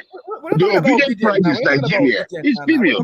We're talking about what should be in a real city that is called a world class city. Rational Mind, you are getting this wrong. That's what Tinubu we is are telling setting up you. Lagos for business to make money for his government for the government of the Lagos state. Rational Mind. At the end, Oh, hold on. Everything in Lagos that are making about less than $1 billion a year in revenue. When people What are not you allow me talking speak about? now, No, Okay, Thomas, your I get logic is Rational Mind. defective from Sorry the now. beginning. Let Rational Mind speak now. Let's Please. Rational Mind talk, please. So my point is this: that I don't even know what to even say anymore. I'll try. laptop yẹn more Rational Mind. What's the problem? If you don't give me the laptop, no problem. I have 4 at home already, so we will just make it 5. So. You see, they will bring laptop now. Just let get Wait. No. I will let you talk. Rational Mind should talk and they are saying wait. Let him talk. Wait now. Wait. I know what I'm saying. I'm at work. If you guys can carry the conversation on, I have 1 hour. Then I will come back in an hour.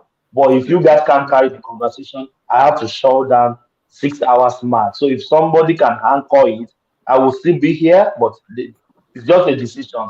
Okay, I will take over. I'll take over. Thomas, I will moderate while you are at work. An obedient, taking over one man's platform. No, it's okay. No, it's okay for you to take over. Why not? No. Are you sure people are not going out? You are. I'm just joking. I thought I would be called GLZ. I thought I would be called Wait. It's okay for you to take over. Is people going to be active? If people are not going to be active, I'll just shut down. But if it's going to be conversation, yes, I can leave it on. I have 1 hour. Thomas, we are here. I'm here to make sure they fall in line. I'm here. Yes. The conversation can carry on. So I'll come back in an hour's time. Yeah, Okay. thank you. All right. Yeah. So the point I'm trying to make, is that Lagos State cannot be called. It's not among one of those world-class cities we can talk about. Many of us have been to many cities, well-designed, well-planned cities. But why not Lagos? Why is Tinubu so fixated on dry ports, seaport here and there? The main thing, infrastructure that will really stimulate that economy that you're trying to create.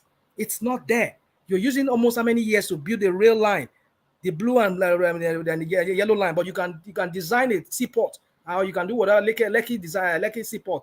The what's it called? The Babbage there. You can reclaim it within within the span of how many years? But you cannot make amenities for Nigeria, for Lagosians.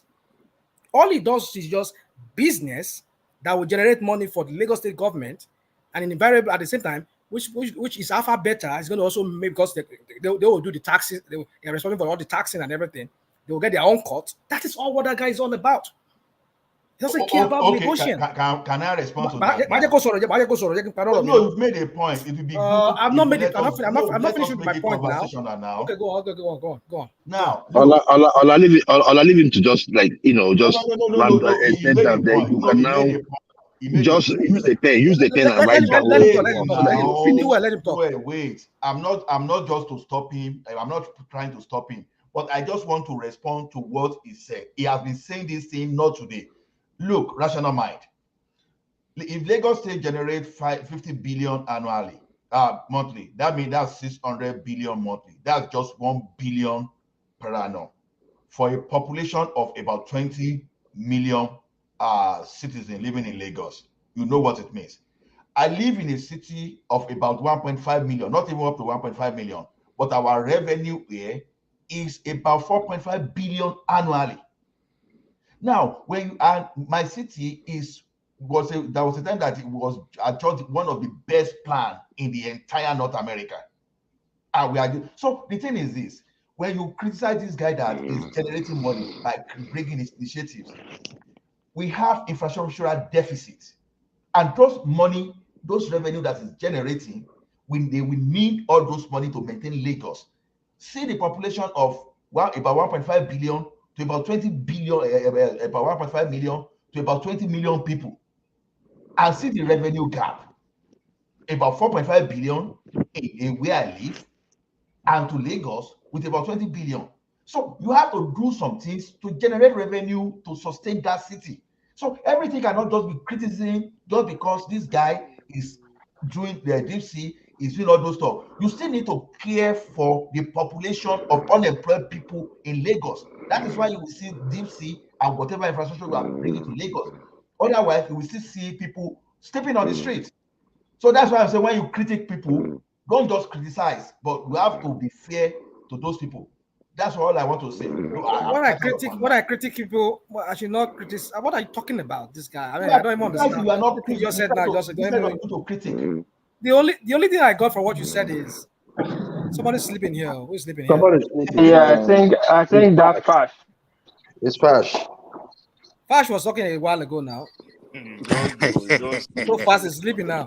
And Thomas is not here. Well, I said Thomas, you help us mute him. You don't sleep. Nígbà laptop yẹn sẹ́. I'm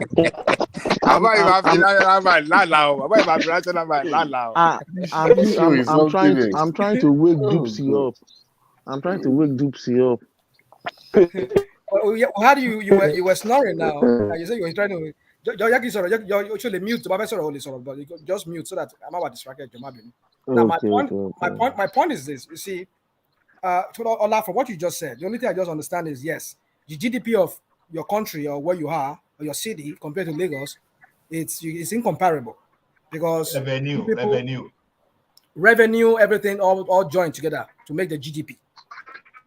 So now, if you understand that, you cannot compare it to an unproductive country like Nigeria. Invariably, even Lagos, they being even the powerhouse, the economic powerhouse, is unproductive. In Lagos, there maybe maximum, maybe 10 million people are the people. I mean, maybe say like 5 million people are the people working. The unemployed in that city who are unemployed, I tell you, I guarantee is they're over 15 million. Or maybe underemployed at the same time. So how do you expect to generate that kind of a thing? There's a little I can blame Tinubu for when it comes to that. But the point is this. When you keep championing somebody as a visionary is the kind of person like Awolowo who saw what could happen. And the first thing he did was to educate his people. After he educated his people, started creating industrial estates in Ibadan, in Akure, in Ilesha, in Ikeja, in Lagos. That is visionary. Now, if Tinubu was a visionary, as you people tout him to be a visionary, and he being the one they call it Al Capone, as this guy, the idiot from my state is talking to call him, and he made Akeredolu, some of you will claim, he made Akeredolu the governor. He made Eleyi of Ogun State the governor. What does it take him to call all these governors that he make in all of his states? Call them, say, hey guys, let us start a kind of development, Southwest Development Agency, whereby they will be giving us advice on economic and urban planning and all of that. Decongest Lagos. That is what Awolowo did. Awolowo he saw tomorrow. That was why he did not focus on Ibadan, your state, which was the capital city of Western region back then. No, Akure got his own development. Ilesha got his own development. Abeokuta, they get their own development. But then you just fix it. You just make Lagos the only thing that is your concern. The only time you only make governors in other states because you want to be able to reach out to them whenever you have political like what happened just recently where he was able to win the election because he had all these governors who were his own party, who he made there. Anything he does is just for his own dynasty, for his own selfishness. It's not for the people that he said he wants to serve. So if you say he's a visionary, this is what he should have done. Reach out to these governors that you make, with the governors you make in your state, which is Lagos State. Ask them, talk to them. bring in experts among Yorubas or whatever, bring them, let them come together, create an agency whereby it would always, like America here, they have some guys here in America, all they do is they just sit and plan ahead. They plan. They see tomorrow, they plan. Why can't we have something like that? But all his focus is how to generate money. Alphabeta will get their own cut. At the end of the day, the other money from Alphabeta goes into his pocket. And he was planning for his 2023 election. That's all he has been planning all these years. He doesn't care about the common man in the street. The water works that we have in the Jora Causeway there, the water works doesn't work. And every year, I'm sure they get budget. They get budget from Lagos State. How many houses are getting waters in Lagos? And even the people that are even getting water, they are selling water. Imagine in a city that you call one of those when you name the big cities, you name Lagos as one of them. And what has this guy done for ordinary people on the street? Common water, and this guy described. You were described. Go to Badia there. Go to Ijora there. It's open defecation on that canal there. What are we talking about? And you go and he goes to other cities. You see how they do the planning, the urban planning. My point with my gross with that guy is that with his influence, he could have those governors that he made in all of these states. He could sit them down and say, guys, let us plan for our people. Let us decongest Lagos. I want to decongest Lagos. Let's open your space there in Ogun State, in your state, in what's it called? In Ondo State. Let us open this space. Let us bring industry to these states so that people can move there. We can start planning. Somebody was saying there, he said, look, do you know how London was before? Do you know how some part of New York was before? And how they were able to design it now. It has planning now. It can be done. That woman is talking about, that pipe bomb, what they can do it if they want to do it. It's all about planning. Get people together, get think tanks, people that they just sit down, they think about how to, because we keep saying that Lagos will continue seeing influx of people every day by day. But there's a way you can make plans whereby you will open other space, because Lagos is almost running out of space now. And if you want to make it still in Lagos, there's a way you can build houses on top of each other. People will rent it. That way you can still make planning. You see, I don't need to be saying this because I work for a region. I work for a city where we do planning. I'm into construction. And I travel a lot. I do construction inspection.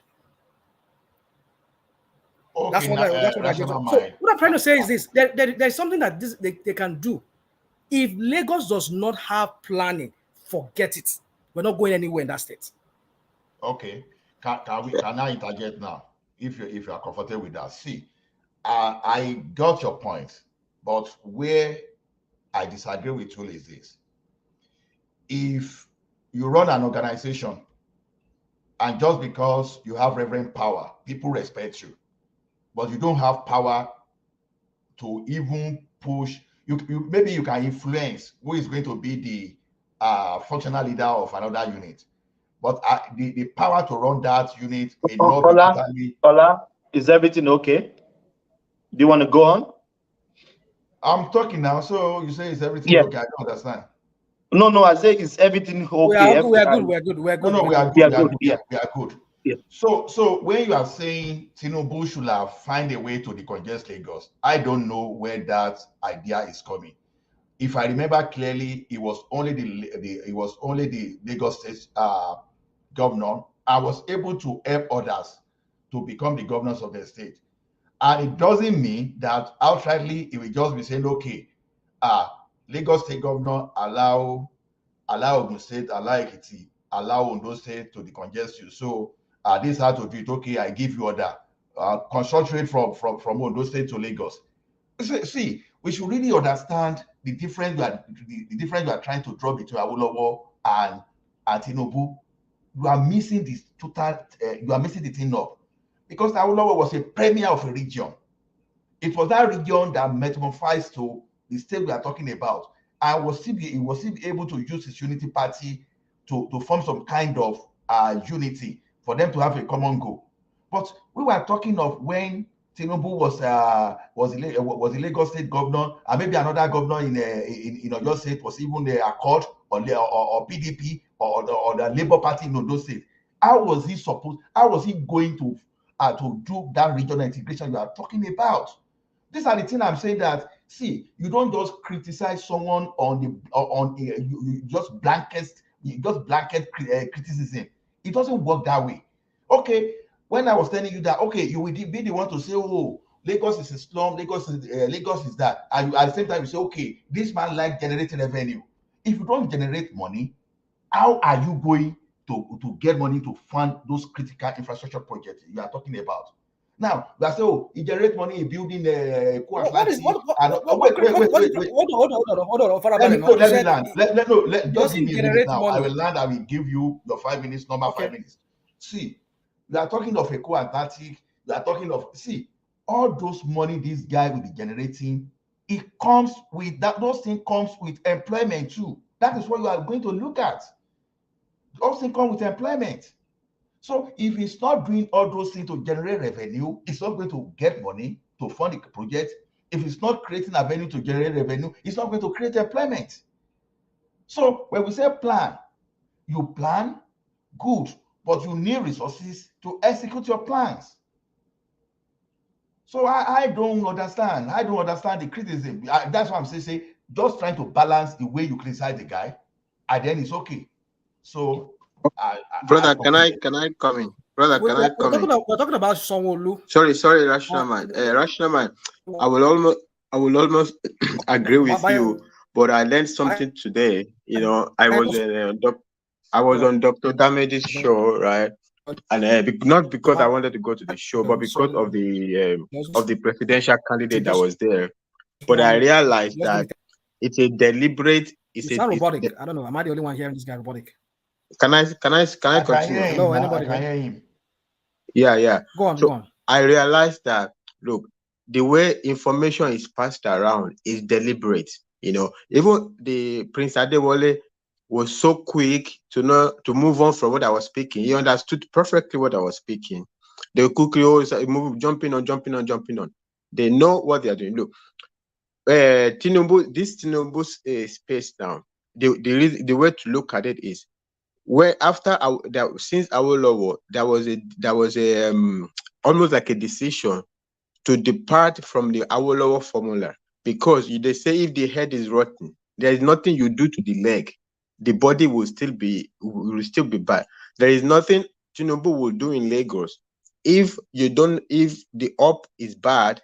If the up is bad, eventually it will crater. Like whatever Awolowo did before. The country, since the country is going down, everything he did also is going down. It doesn't mean improvement. Okay, some people that benefited, right? They got education, they got everything, but is everybody's life better? So we need to fix at the top. So when all the money that everybody talks about is not just Tinubu. The Yoruba, the elders, like in that caucus, is a decision to build a war chest to go for the top, fix things from the top. So all the money is not Tinubu is putting all the money in his pocket. They were building a war chest. Like this election now, Tinubu was ready to fight everything. Money. That's why I say power is not served a la carte. You have to go to the top to fix from the top. If you don't get to the top, it doesn't matter what you do at the bottom. It doesn't matter whatever Awolowo did. Everything will still rotten in the end. It doesn't matter if you build schools, build some buildings, build this, build that. It will still rotten if you don't fix it. If you think you can offer something, but you don't get in from the top, it will still rotten in the end. It will, after 2-3 days, everything, the school you built, everything, they will all be rotten. If you can fix the country from the top, if you can get there, if you have what it takes, that is what you need to go for. And they build this war chest with all the money generated and everything like that. And that's it. But like when I was on Dr. Medis today, I was telling the Prince, he got me quite right. And they said, okay, now I get you. Look, if you keep telling everybody in the country that they are going to upload results from polling units, you are misrepresenting to the public. You are not letting the public to understand what is going on. You are unnecessarily hitting the polity.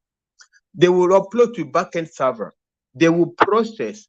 After the process, they will publish to the IREF. It's a very important distinction. He understood it, but if the public understands it, the nerves will come down. If they don't understand it, if they're just expecting, publish, and I see it immediately. No, that processing in the back end, it depends on how advanced is INEX technology. It depends on so many things. It depends on maybe they will hack you, whether there will be glitches. Before it will be public, Then he said, "Oh no." Then he shifted the argument. "Oh no, we are not talking about that. We are talking before announcing the winner. They should have published it." But you need to convince the public it is not possible. Everybody expecting publication of results from a polling unit. It's only living in fantasy land. Everybody expecting that Tinubu will go and be building schools and everything. It's not. It was a deliberate plan to build the watches to go to the top. They built the watches. They were ready for the fight to go for the president. Awolowo's formula to build Southwest and everything like that. In the end, whatever you build, it will fall apart in 2 days. If you are the top, if you are the top, they keep messing the whole thing from the top. It will fall apart, and that is the formula. So no matter how anybody criticizes Tinubu, the one thing that is for sure is that all the money, it doesn't pocket all the money. The money, the elders, they understand. They are not all stupid to allow only Tinubu to be pocketing all the money. They all know where all the money is. Oba of Lagos know how the money is moving. I'm sure only of Ife even know how the money is moving. It's a collective framework to go for the top. And you don't go for the top with empty pocket. You need to be the war chest to be able to fight everybody. And everybody saw in this election what happened. Whether it requires money or whether it requires this, so you need to build the war chest, and that's how you go for the top. And that was the deliberate decision. So it's a management between providing public service and also building a war chest. And that's the point.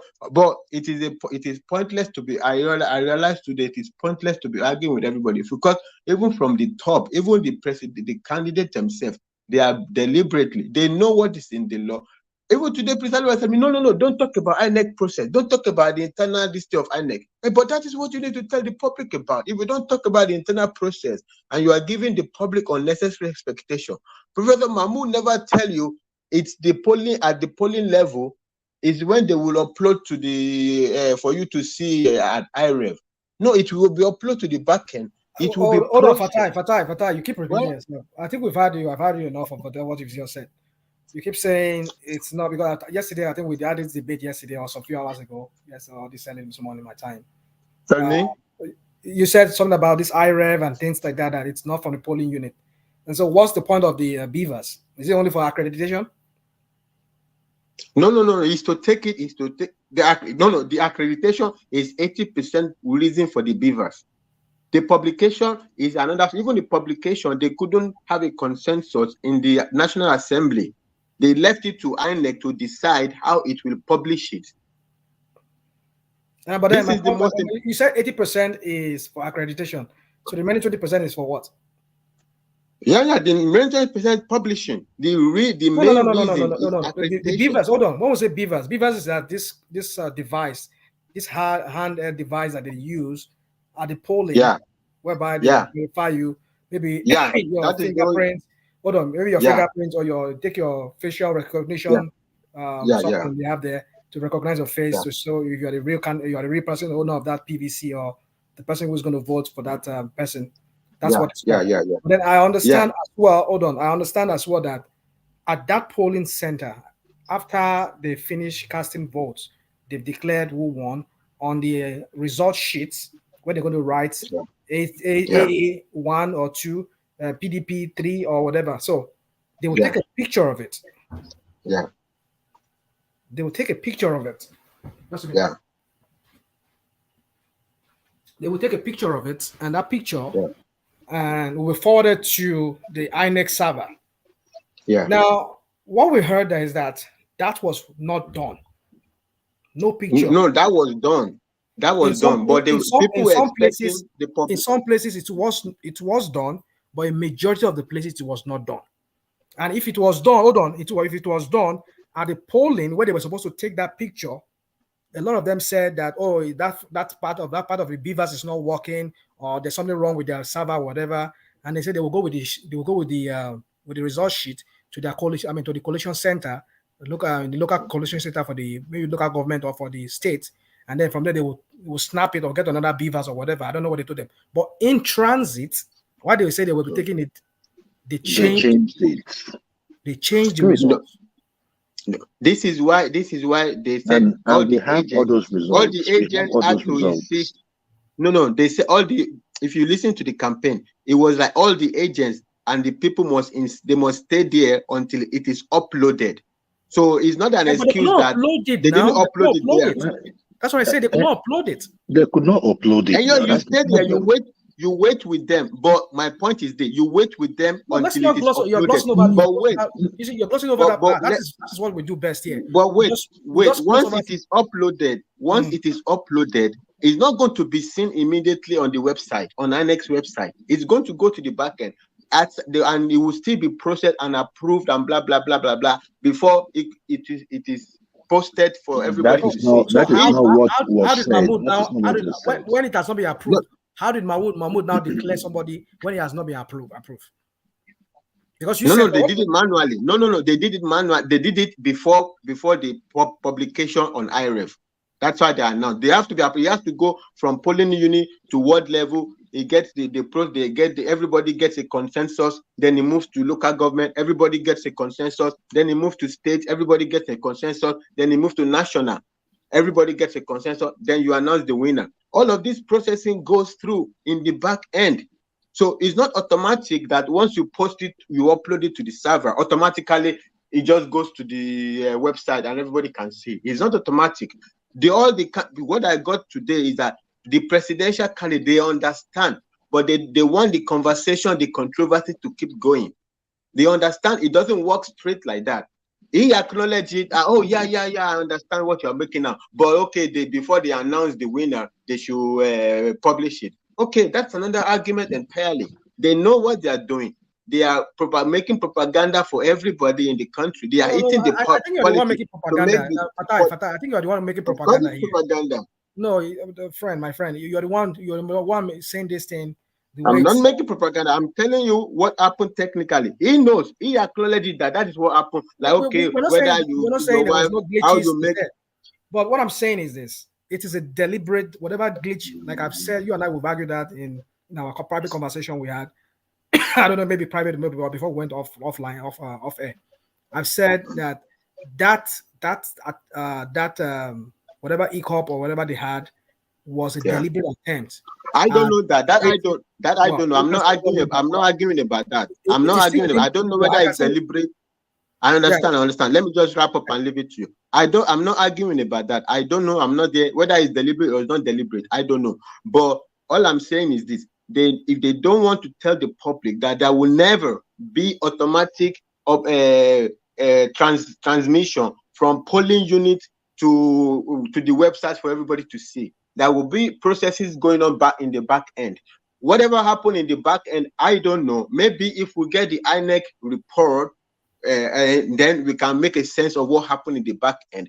But there will never be a direct transmission to the public, to the website for everybody to see. And they all understand it. I could tell from the way Prince just wants to move it on. Move it on. Hold on, Fatai. There will not be direct transmission to where? To the website, to the IREV. So from polling unit. Okay. What was the Gino talking about when he was in front of Mahmoud and was saying we have a mini screen here? You can put everything on the screen here. We can see it. So because it's been uploaded to the server in the back end, but it's not asking. It's in the back end. INEC has it in their so system. The server. Now, hold on. When you say server, is the server not the same thing as the INEC website? No, that's the point I'm making. No, they are totally two different things. They have two different things. You have to do two different servers. It's like you go on Google. When you go on Google, what you see there is just empty one line. But when you put a question there, then it brings you the result. So Google is not that just empty page. The server of Google, all the info is where all the information is. When you not query it from here, from the interface, then it access the server and brings it to you. It's like what you are expecting from INEC. It's like asking Google. I know how all this works. We understand. For me, I know. That's what I'm saying. This is the point they need to make. I will take your word for what you just said, but I would still take it with a pinch of salt because I don't want to believe that they have a separate server, but if they do have separate server, I can understand maybe No, because they have a backend server. You said what? They have a backend server, and also that is where even the hacking could happen. I don't know. I don't speak for them. I don't know, but I think it is. But my point is this. My point is this: if there was a server which is different from their website server or whatever it is. Now, if there is another server that serves the purpose of getting the results in and all of that, I am storing it. Yeah. Now, my point is this: what was Zeno referring to when he was asking him that we have a many screen here? You could project everything on the screen here. Everybody could see it as in real time, as these things are coming in. We can see them on the screen, but he never did that. He's talking. Rather, they were allowing these coalition chiefs or whatever they call them to come and start reading it from their papers that they have. So why? Yeah, I know. So can you see that? Can you see that lack of transparency? No, I see. I know. I'm not arguing that INEC was totally transparent. I'm saying when everybody understands these layers of this process, there will be a little calming of the nerves. Now, whatever INEC was doing, what decision they were making from the backend server, I don't know. We don't know. With this is where we need to pressurize them. Okay, give us the report of what we're doing. What Dino Melai was asking of them, that you have everything in your server, display it for us here, right? Display it for us rather than reading from the paper as if you don't have it in your server. You already have it in your server. This, even if you have not published it in the IREF for everybody to be able to see, but you have it. What is the point you are reading from paper when you already have it? They cannot do anything at that national level if it's not already in the server. It will be uploaded in the server before they move on from the collation center to before Mahmoud has it there in the national. It was gone already all through this. They already have it. They just weren't publishing it, and that is where Dino Melai was referring to. Say, why don't you just publish this very moment? Fatai, can I say something, please? Yes, Fatai, the procedure which we were told all over again was that immediately voting ends at the polling units. Yeah. You upload the result there for real time. They used real time transmission of results.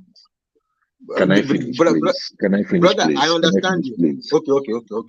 Go on. Real time, so that when you go to the portal, right, you're going to see those numbers there. Then from there, they can now do their collation. So there shouldn't be a discrepancy between the results collected at the polling unit and that was announced by INEC, which is what is happening right now, because there are so many polling booths where people had, like the one that happened in River State, that was pure robbery, that people finished voting, counted, and what happened on their way to INEC, to the collation center, all of a sudden those numbers disappeared. So that is the issue. That is the issue for the court to decide, because we are going there with a full evidence, a basket of evidence where these things have happened. And this is going, in fact, it is going to be so glaring that you wouldn't even need technicalities to make a decision. I understand, brother. Can I respond? I understand what you say. I understand the concern. But technology does not work without a server, right? If you say they should publish it straight, I am telling you 100%, it will never happen.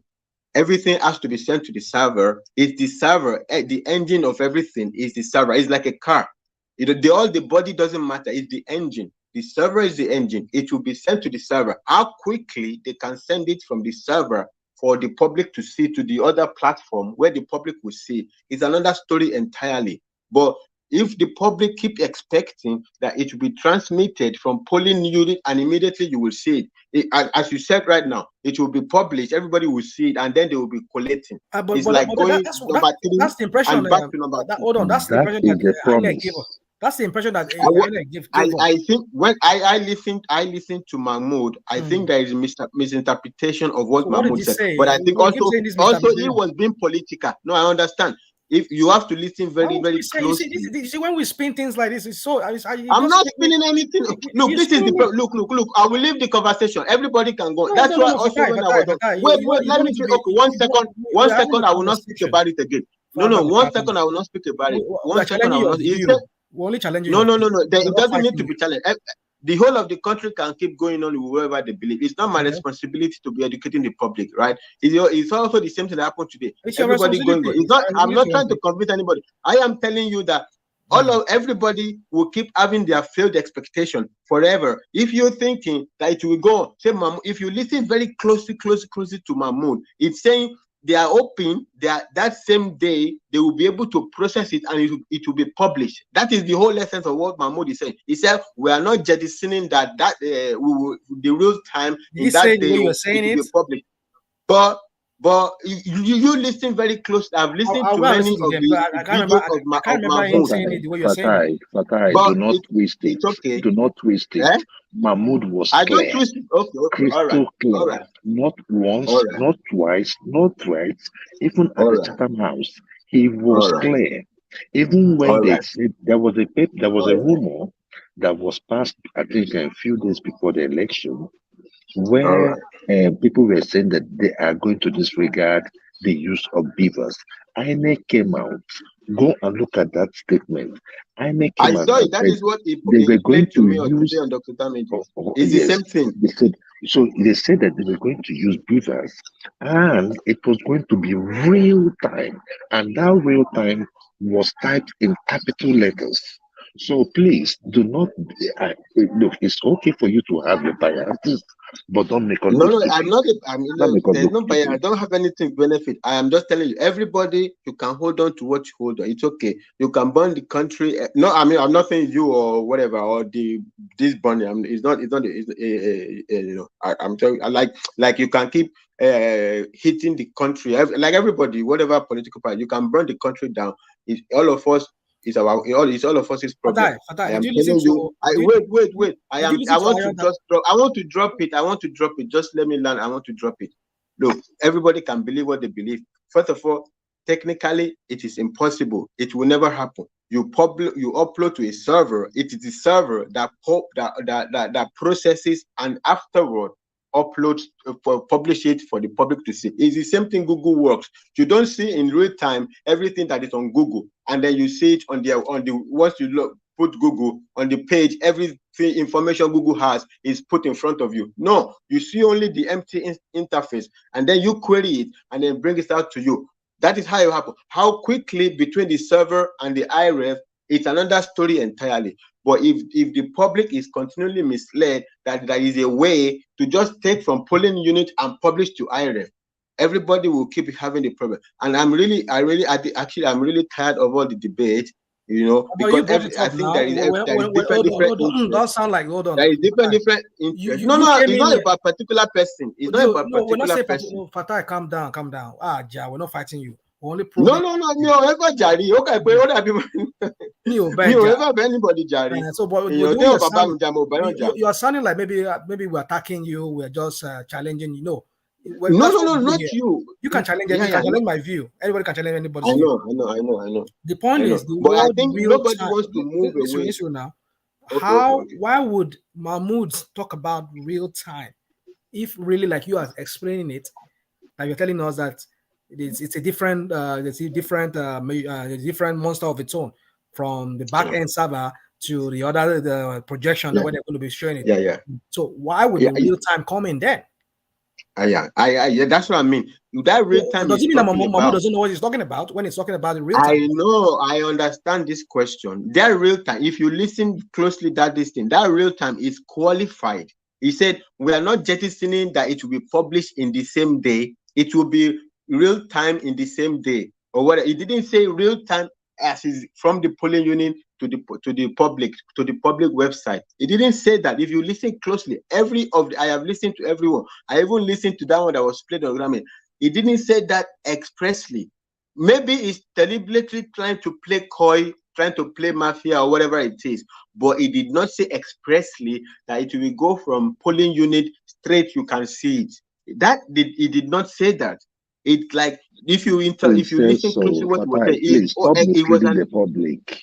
Stop misleading the okay. public. He says so. He May I says so. He mislead the says public? so. It's Well, Okay, beautiful. Fatai, that's he it, says It's a so. real fact. that's it. Okay, all right. Thank you very much. Don't I worry. don't We're want to still talking spoil about. We have anything. other Thank you. topics. Thank you. We can Thank you. Thank you. Okay. You can 1 year to this time. Next Saturday, you will have the same problem. The same fight will continue forever. Every election, it will happen. Even No, this is the first time we're Google doing it does now. not. Does not. This is the first time we're using beavers now. We never Yeah. done it. So and 1 now from million now times In you a general do henceforth, this, election. it will be the same problem. You from people, now you will henceforth, understand it you are not after going to 1 year. You will you are not understand going to it. deceive us no more. We are Okay, that's it. not on this matter. Now we know the polling bit is where the big it. It's not going to happen again. You see, This election Joel. is not going to You see, happen that's the again. problem. I am not the one deceiving you. I'm not a political party. I'm not running No, for you election. are not. The No, you are people running deceiving for us. You election. are deceiving You us. You are deceiving us But because for that, we know where you are we know not where your saying the politics right is. things. That's what we're Come on saying. now. We know where your You, politics is. Okay, all right. Thank you. Mahmoud come out more Thank than you. It's 5 okay. times to say the same thing, and you are here telling us what? Am I Thank you. I'm tired of saying all the something arguments. else? Thank you. For No, time. it's not argument. You're just being wrong. Admit that you are wrong. Joel, let's just it has gone. Just leave it. Guys, wait. I think that when the NHMS said real time, we were all assuming that the same way by midnight in America, you have everything ready in real time. Because they put it there within 2-3 hours. By midnight, everything is ready. You get it. That is what I was expecting. Now, he's saying that there's a delay, but that delay should not take 2 to 3 days. If you say real time, it should not be at 3 days is too long or 2 days is too long. It's too long, yeah. Too long, So is that really real time? Or so America has done it. We see it in America all the time. By midnight, 1 o'clock or whatever Eastern time, you have all the results in. And people are still voting by 10 and 11, by the way. And you see them still voting. And by 1, 2, it's already in there. And everybody knows who won. So, but 2 days is not, you can't. Babati, by the way, Happy New Year. Me and you never talk since this year. Anytime when you do on screen, the screen don't full. So well, whatever they say they have, evidence they say they have, we shall see how that pans out in the court. But the other thing I listened to is this former AGF of Attorney General of the Federation, Ayadoka. Did you guys listen to that? Yeah. Mm-hmm. Did you guys listen to that? You said what? I said I did. Oh, you okay? You listen to that is that's interview on Arise. I mean, you see that issue of because some people had already said it different ways, and I've listened to some other lawyer. They said no, that should be an issue too, when the Constitution says and Abuja. You know, so some people say it's just a matter of semantics, a matter of are you suggesting that because no, I'm saying that what people like you, what you're suggesting is that the votes in Abuja weighs more than the votes other places. If you must win Abuja, that is what that means the weight of the vote in Abuja is, and that is wrong. That's the problem. Votes count equally. But he said it has been settled. But he said it has been settled in previous court case that was involving, I think, Buhari and somebody. Well, I don't know who was. So let me guess. Let me guess this. If I win, I don't know. If I win, if I it was settled that somebody must. I don't know, but it can still be challenged. Wait, let me ask you. If I win 35 states and I lose Abuja, that means I don't get the presidency. That's what they're implying, which does not make any sense because you are placing more value on the votes in Abuja than everywhere else in Nigeria, which is not constitutional. So that is go ahead. But the issue there is this, right? And for me, that is the law. But for me, it does not sound right? I mean, if I win 30 or 32 states and I did not win this federal capital, I understand the argument against or for it. Like they see the Abuja as a collection of all Nigerians. So we should have 2/3, from that circle as well. They're trying to give it a state. Did you listen to that? It was hold on. Yes, I listened to it. That was part of the thing he was trying to say. Yes, I'm listening. Joel, can you hear me? I'm listening. I'm hearing you. Can you let me say something? Go ahead. There was one thing he said. there's something he said. I don't know if it was him or if it was somebody else. I heard it. They said that Abuja you are saying, it's a contribution of about 3 or 4, 5 states. He says Plateau gave some land, Nasarawa gave some land. I think he says maybe Niger State gave some land. Benue too gives up some land. I think I don't know, maybe he said Kogi too or whatever. Kwara gave some. So that's Abuja you're saying. Why it's not called a state is because it's a combination of so many states that give up lands to form a city. Okay. That's what he said. So, and he said, maybe he or somebody said something like that. So, if you look at it now, it's a melting pot of about 4 or 5 states. So, but I don't know how that mathematics is. I don't know how that's going to pan out in court. Say, well, they can still challenge in court, and let's see what the judges are going to say. So, but my general point is this: that what Obi is challenging, from what I gathered, is that Benue, especially south of Benue, is going to be challenged. River State, I said Benue, Borno, south of Borno State, that's going to be challenged because they said they get a lot of vote from south of Borno State. And then Benue is going to be challenged. Rivers is going to be challenged. Lagos is going to be challenged. Then Plateau. Now, and these are the states that Tinubu, some of them, he won Benue. He claimed to win Rivers. I think Plateau State, they said he came third or whatever. I don't know how they did the mathematics there. And then Borno State, he won Borno State. But he said all their votes in these states, they were shots. They cut it out. So if he can get out this, if he can be able to prove it in court that they took all their vote off, that will mean they will have to deduct so many numbers from that of APC. At the end of the day, APC will not even get up to that amount of vote they say they get. Not even like in one in River State, where they say Wike did what he did. And I think he said they forwarded Wike's name to international ICC. That's what I heard. Because I heard this guy, what's his name? This professor. He said they're writing ICC. Oh, he signed a petition too. Okay, good. I signed the petition as well. So the point I'm trying to make is that if they were able to prove this in court, I'm sure Tinubu will lose this election. Because even in if you listen to that SDP guy, he said in Katsina State, there's a lot of shenanigans they did there. Like, for example, they said Bubu's polling boat, polling station for his, close to his place, said they had about 132 people there. Now, for the past 4 years, that number did not increase, did not subtract.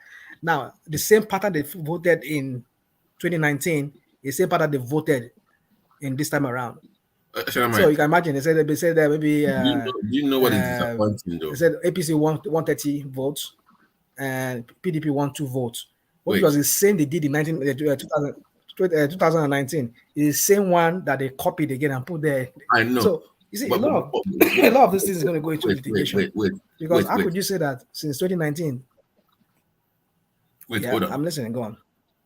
Is this what 400 billion naira got us? That's where I'm surprised. Like, if you're going to spend that much money, how is this bad for 400 billion? I don't understand. I mean, it's just a waste. Mahmoud is just is a real disgrace with all his education they said he had in Cambridge or whatever. Just a disgrace. Because there was no need for the 400 billion. We can just do the manual one. What's the point?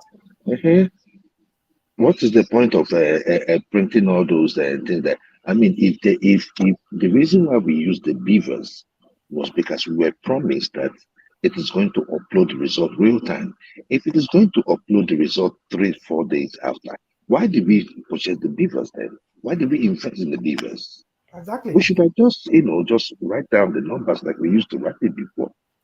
So that is the reason. But the issue there is this. Rational man, like you said, in Lagos, you remember there was this PDP guy that came up on TV and was talking about that. He said that they lost Lagos. But the thing there is that the number Tinubu got from Lagos is so astronomical. He gave the actual number Tinubu got from Lagos about 170,000, and the Labour got above 800,000. Do you think that Showolu and all these guys, they are jittery because of 10,000 votes P2B won with? If you think it's because of 10,000 votes, then you are in nothing. They are jittery because they know that the actual number that P2B used, if they complete that number, that it's going to be a morale, it's going to disorganize whatever morale any APC person has. You see, Joel, you see, what I say about this coming Saturday is this: there are two things that could happen, and I tend to want to believe that one would likely play out. I believe that the obedient can really pull it. They can pull this for this guy, for the what's his name, Gbadebo. Yeah, they pull it for him. But you see what I'm saying here is this. I don't know if you've seen this guy. What's his name? Tinubu went to visit Bubu, and Bubu. I think they were asking Bubu question, and he was saying to Bubu, saying to the journalist, "Leave him alone now. Must you something called question him? I mean, is your question not too much? Let us go. Leave him alone. Let us go." And you can see the way they were all laughing and they were just like dilly darling and all of that. It tells you a lot that you need to know. Because right now, I think what Bubu is trying to do now is that because he has seen that since this guy has been declared, very likely this guy will become the president. And if he ever gets in there, all those cabals, like his own nephew and all of that, maybe even what's his name, this present CBN governor, he wants to get a soft landing for all of them. That's why he's dealing darling with him. So those fearsome looking military police that you saw, or military guys that you saw, they might not be deployed this coming Saturday. They might not be deployed. But don't forget that will give Sowolu and APC free reign. Don't forget as well, the old currency is back in circulation now. So they have money to spend now. It's not like the old. So that's true. So you can see all of these things. I just see that guy. You see, Bubu is just a mess of a person. That I don't know what stupid legacy says. Rational mind. You know this thing. You know the currency thing that you're talking about, right? You see that last week election. If they catch you with money, no, I'm not talking about police this time around. I'm talking about the citizens. They caught some people now. If they catch you with money, and that is by the way, there are numbers that you can buy. The amount of people that came out last weekend is not the kind of numbers you buy. You see, that's why we always tell people come out for election. But are you getting me? I'm not even talking about money now. I'm talking about they will unleash their thugs out. Their criminals out. Well. They will unleash it because Tinubu now is parlaying with Tinubu now. You see the way he's just flocking around, just like make it look like is he? I mean, that's in that video I saw. I mean, he said he's the president-elect now. Let the president-elect let him rest now. Why are you bombarding him with questions? They all laughing. I was like, oh, look at this idiot. This guy is compromised. He would never really give Tinubu a tough time in Lagos. I tell you, this election in Lagos, forget it. Because he knows that he wants a soft landing for all the people that were walking around him that must have done a lot of bad things while he was there. And then he just don't want to Tinubu. So that was why if you look at when he was doing his vote, he said, everybody look, Tinubu, I voted for you. Now APC I voted for. I was like, what is all this? Is this necessary? Okay. Even the Attorney General too, he did the same thing.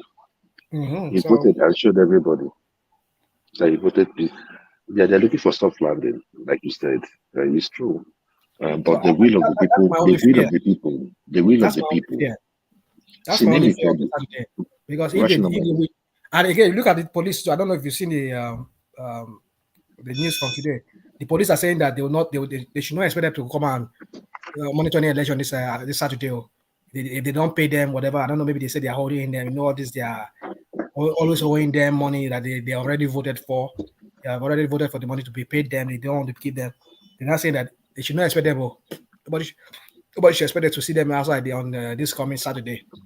So if they do not pay them, which is another deliberate thing I'm saying here again, if police are not outside to maintain law and order, that will give APC free reign to unleash their talks on people. And can Jandor step down? Can he do labor or something? Because he's going to take away numbers They've from. been saying it now. I don't know if you listen to this guy. The guy said there's some part of PDP that are working with him. Oh, I don't know how already. true that is. Is that Already? They're like already working together. Okay. well, like according to somebody was saying here a while ago, and that's one of those things. I think the one man was reading that what that guy said that well, I don't know how true that is, but he said Obi singularly using hand and pick this guy, what's his name, Badebo or Chinedu or whatever they call him. He wasn't even a candidate before Obi. Hold on now. I mean, he was a candidate before Obi. Rather, sorry. Hold on. Yeah. In fact, he contested in PDP. You know that? This No, I Badebo. didn't know that. Yeah, he contested in PDP. Yes, he was a senator against Yayi now. He ran against Yayi in and before that it was in Kowa. It was in Kowa first. Yeah, it was Kowa. So he was supposed to be the deputy to Jandor. Jandor, because he lost the election. Something like that, yeah. He lost the election against Jandor. And if you listen to this man, this former Bode George's favorite candidate was that guy. A GRV. It was Jerry, was his favorite guy. But somehow, I don't know, through article or whatever, and then this Kwara State guy, Bukola Sharak, all of them, they kind of make Jandor win the election. Yeah. Kind of, he won the election. So, and when this guy did not make him the deputy, he went to take Funke Akindele. That was why he now switched to Labour. So that guy's narrative that's saying, this guy single-handedly picked him among 3 candidates. I don't know where he's getting that from. Because this guy has been wanting to become a governorship candidate under PDP. But because he could not get it, he left and he not give himself a deputy. So you see how some people just throw out so many. I don't know how true that story is. That what that guy said, that Obi single-handedly picked it. But this guy, for what I know, that is wrong. That is wrong. That is nonsense. Maybe just come online and just throw things, that is nonsense. Obi never picked him. Yeah, I don't know. That's the reason why I worry about the labor movement. I like the way they are going, but let's make it bigger than just Obi. Because when they're making it Obi-centric, sometimes it cannot deviate from, it cannot string the party in some way. But make it a labor movement, make it bigger, making it like a belief where people can just tap into. But when people are winning local, winning House of Rep seats, and people don't even know who they are voting for. That is bad democracy. Let's be honest. Do you know? Do you know many guys won seats under Labour? Oh my goodness! I mean, anybody that says Obi did not really create a new movement. 23 House and 7 senators. That is huge. That is huge. No. You say no. Six. In total, there are 40. 34 state, 34 federal rep, and 6 senators. So they have 40. And there's still more. There's still more still fighting for their in court.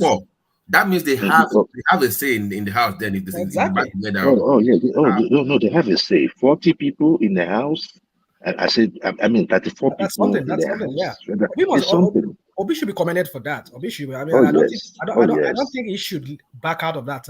But he has to stay, Joel. This is the problem I have. How many of them will stick around in labor without the, these people now? Yeah. You know how they behave. Once they get there now, you start jumping up and down. How many of them No. We have plans for them. We have already planned all these things. The plan is this, right? You people like to say all these things. We have plans for them. No. We have plans for them because we meet over this issue. That's what I'm talking about. So the issue there is this, right? It's very important. Tell me what the plan is. The plan is this, right? We have seen over the years that the process that brings these politicians into power is the main reason why they are not accountable to us. That is the main reason. If we cannot guarantee them their position, then why do you think if they go in there, they need us?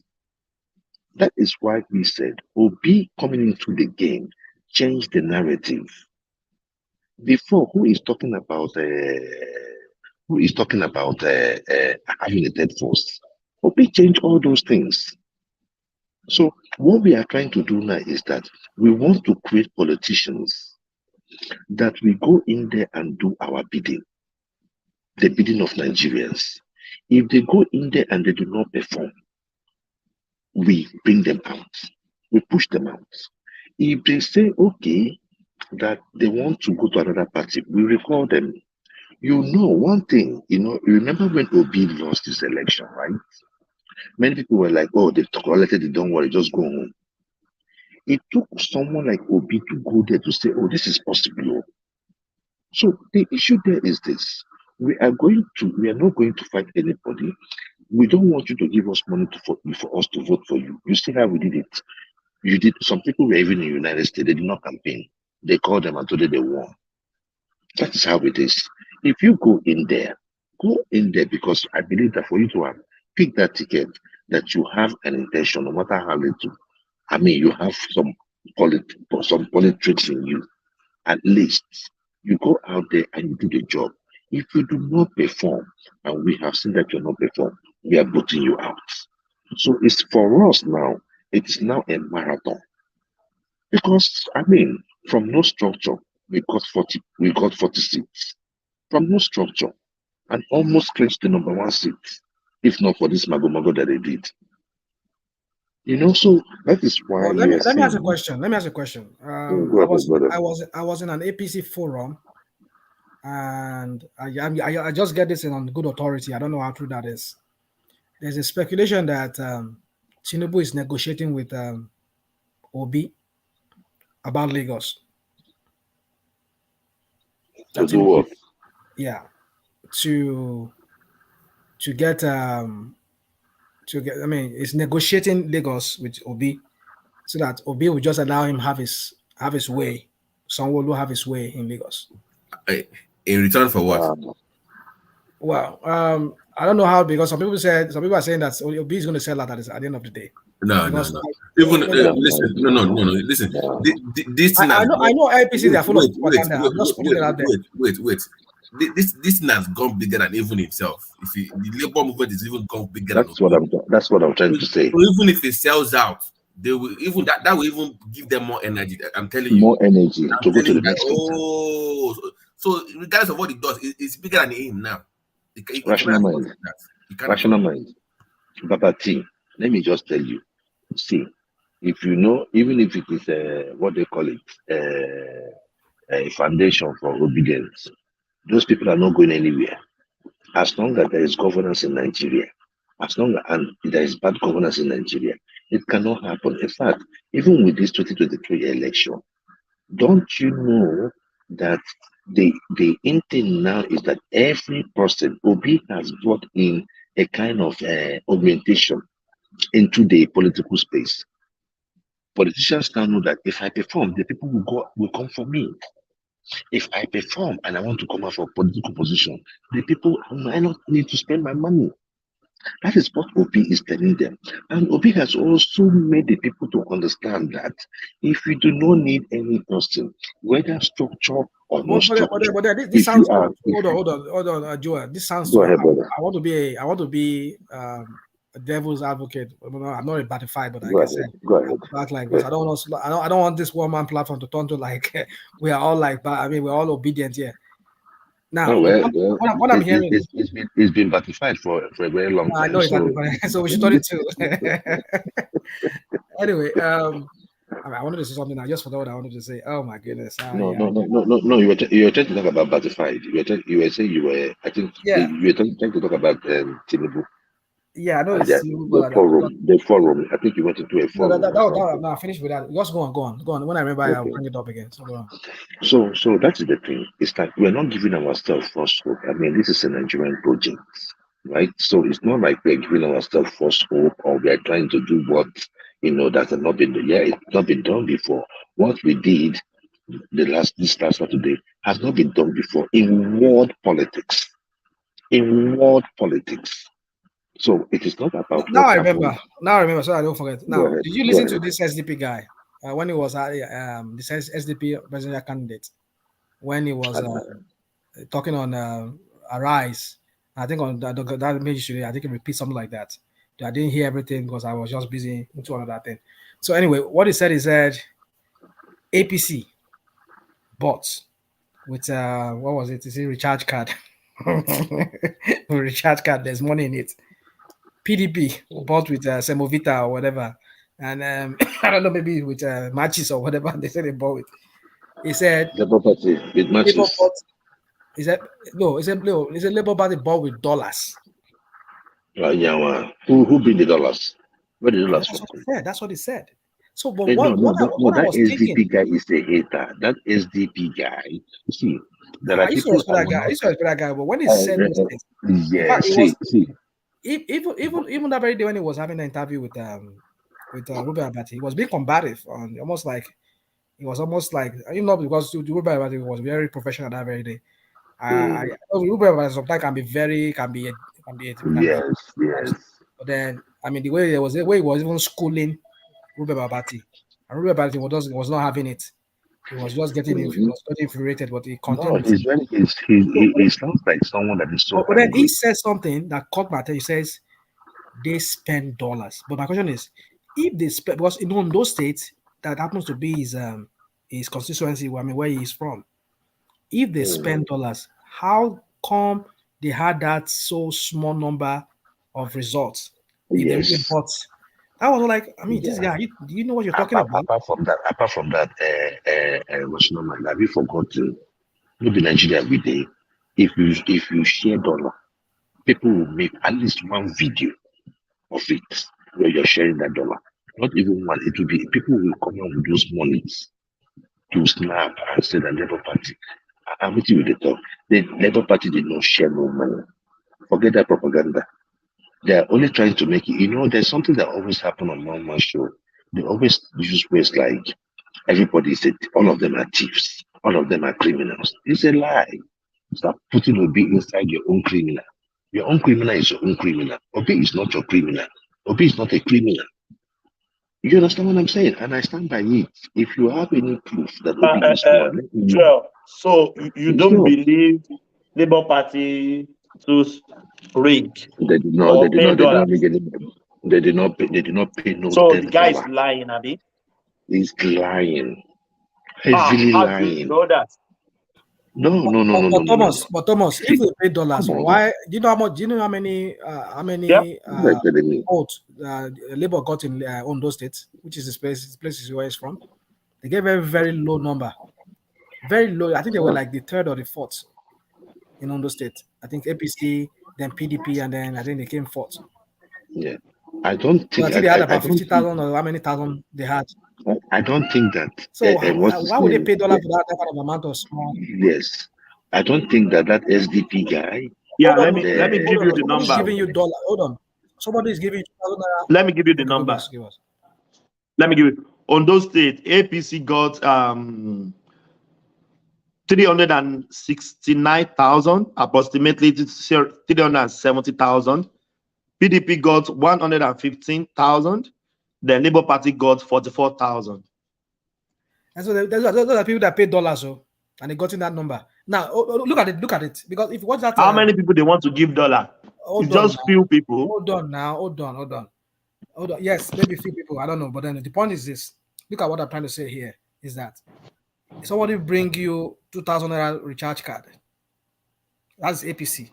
Somebody bring you Semovita.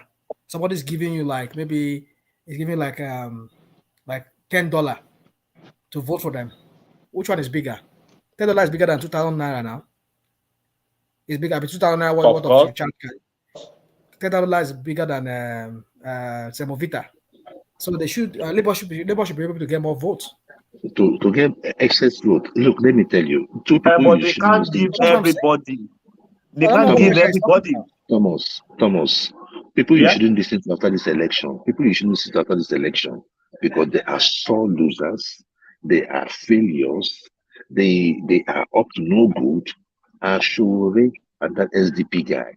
I used to think that SDP guy has a good heart, but whenever he's talking like somebody hurting or somebody took his wife. No. That is not the way you go about it. You understand what I'm saying? He's so bitter. Showore is even the worst. Showore is even the worst. No, Look, what let is me Showore tell doing you. now? Showore not saying anything. I No, no, just no, kept no, no, no, quiet. no, And no, ever no, since no, that no, no, no, no, interview, no. Oh, no. They what did he say? interviewed him. Oh. No, they interviewed him. Oh. On And all Arise he or has where? been saying on Arise now. Go and listen to this So thing on that was the Arise. last one I heard. That Now, day what did he he say? was Ruben Abati told him how far. No, Ruben Abati was saying how market. Alpha market now. How market. You understand what I'm saying? I think he went mad. You understand what I'm saying? And then See, he turned it around. He turned it upside down. There, he was so infuriated. I think I you, remember. you understand what I'm saying? So my own Yeah. thing is this. My own thing is this. You guys did not make the election. Why must it be that every time you are trying to rope the other people in, you know everybody that read? So if those people, okay, if they did not read, those people would they have voted for you? But then, Why are you calling the but members you cannot say hold on, Joel. But you cannot say that Labour did not rig. You cannot say Labour that. did not rig. Show me where Labour rigged. Labour in my community. How so? What did they do? Let's hear from Gideon. Gideon, what do you know about rigging? Labour people brought money in my community. I have the Where? video, I have the proof. Where is your community? In my community in Ward there, I'm telling you what happened there. Where now? Send them now. Send them to one man now. So you have the video now. Send us the video. I'll share them. No. I'll share them. Don't forget though, because this one the girls come and say send them now. Now send them now. Send them now. I'll share them. Come, don't worry. You know, so not the buy boat. Now buy boat pass. Now come now. Bring and come now. Now bring and come. Guys, Joy, how you day? How the market now? No, market dey good. Market dey good now. How market? Market dey good now. And madam, what be your name? Good morning. Madam Gideon. Sorry, what's going on? No. Yeah, they said Labour Party buy votes in Hello, Edo. can anyone hear me? Yes, they said Labour Party. They too buy votes for Edo. They use bulldozers, cutting bulldozers our road though, because of vote. No, bulldozers. No. They were doing all those things around the nation. In so many communities, they were building. Hold on now. We were building boreholes in some places that never seen water.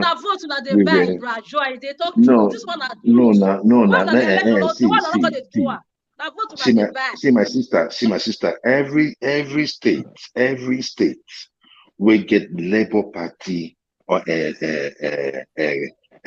any Labour Party political office, right?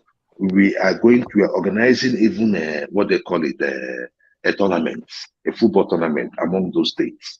So it has nothing to do with vote buying. It is something that we have been doing. In fact, even in Lagos, we cleared the gutter. I don't know if you saw that one, Rational Mind. We were cleaning up the gutter. It was part of our civic duty. It was part of the things that we use in our awareness. Those are not vote buying. Cleaning up of gutter. Cleaning up of gutter and vote buying.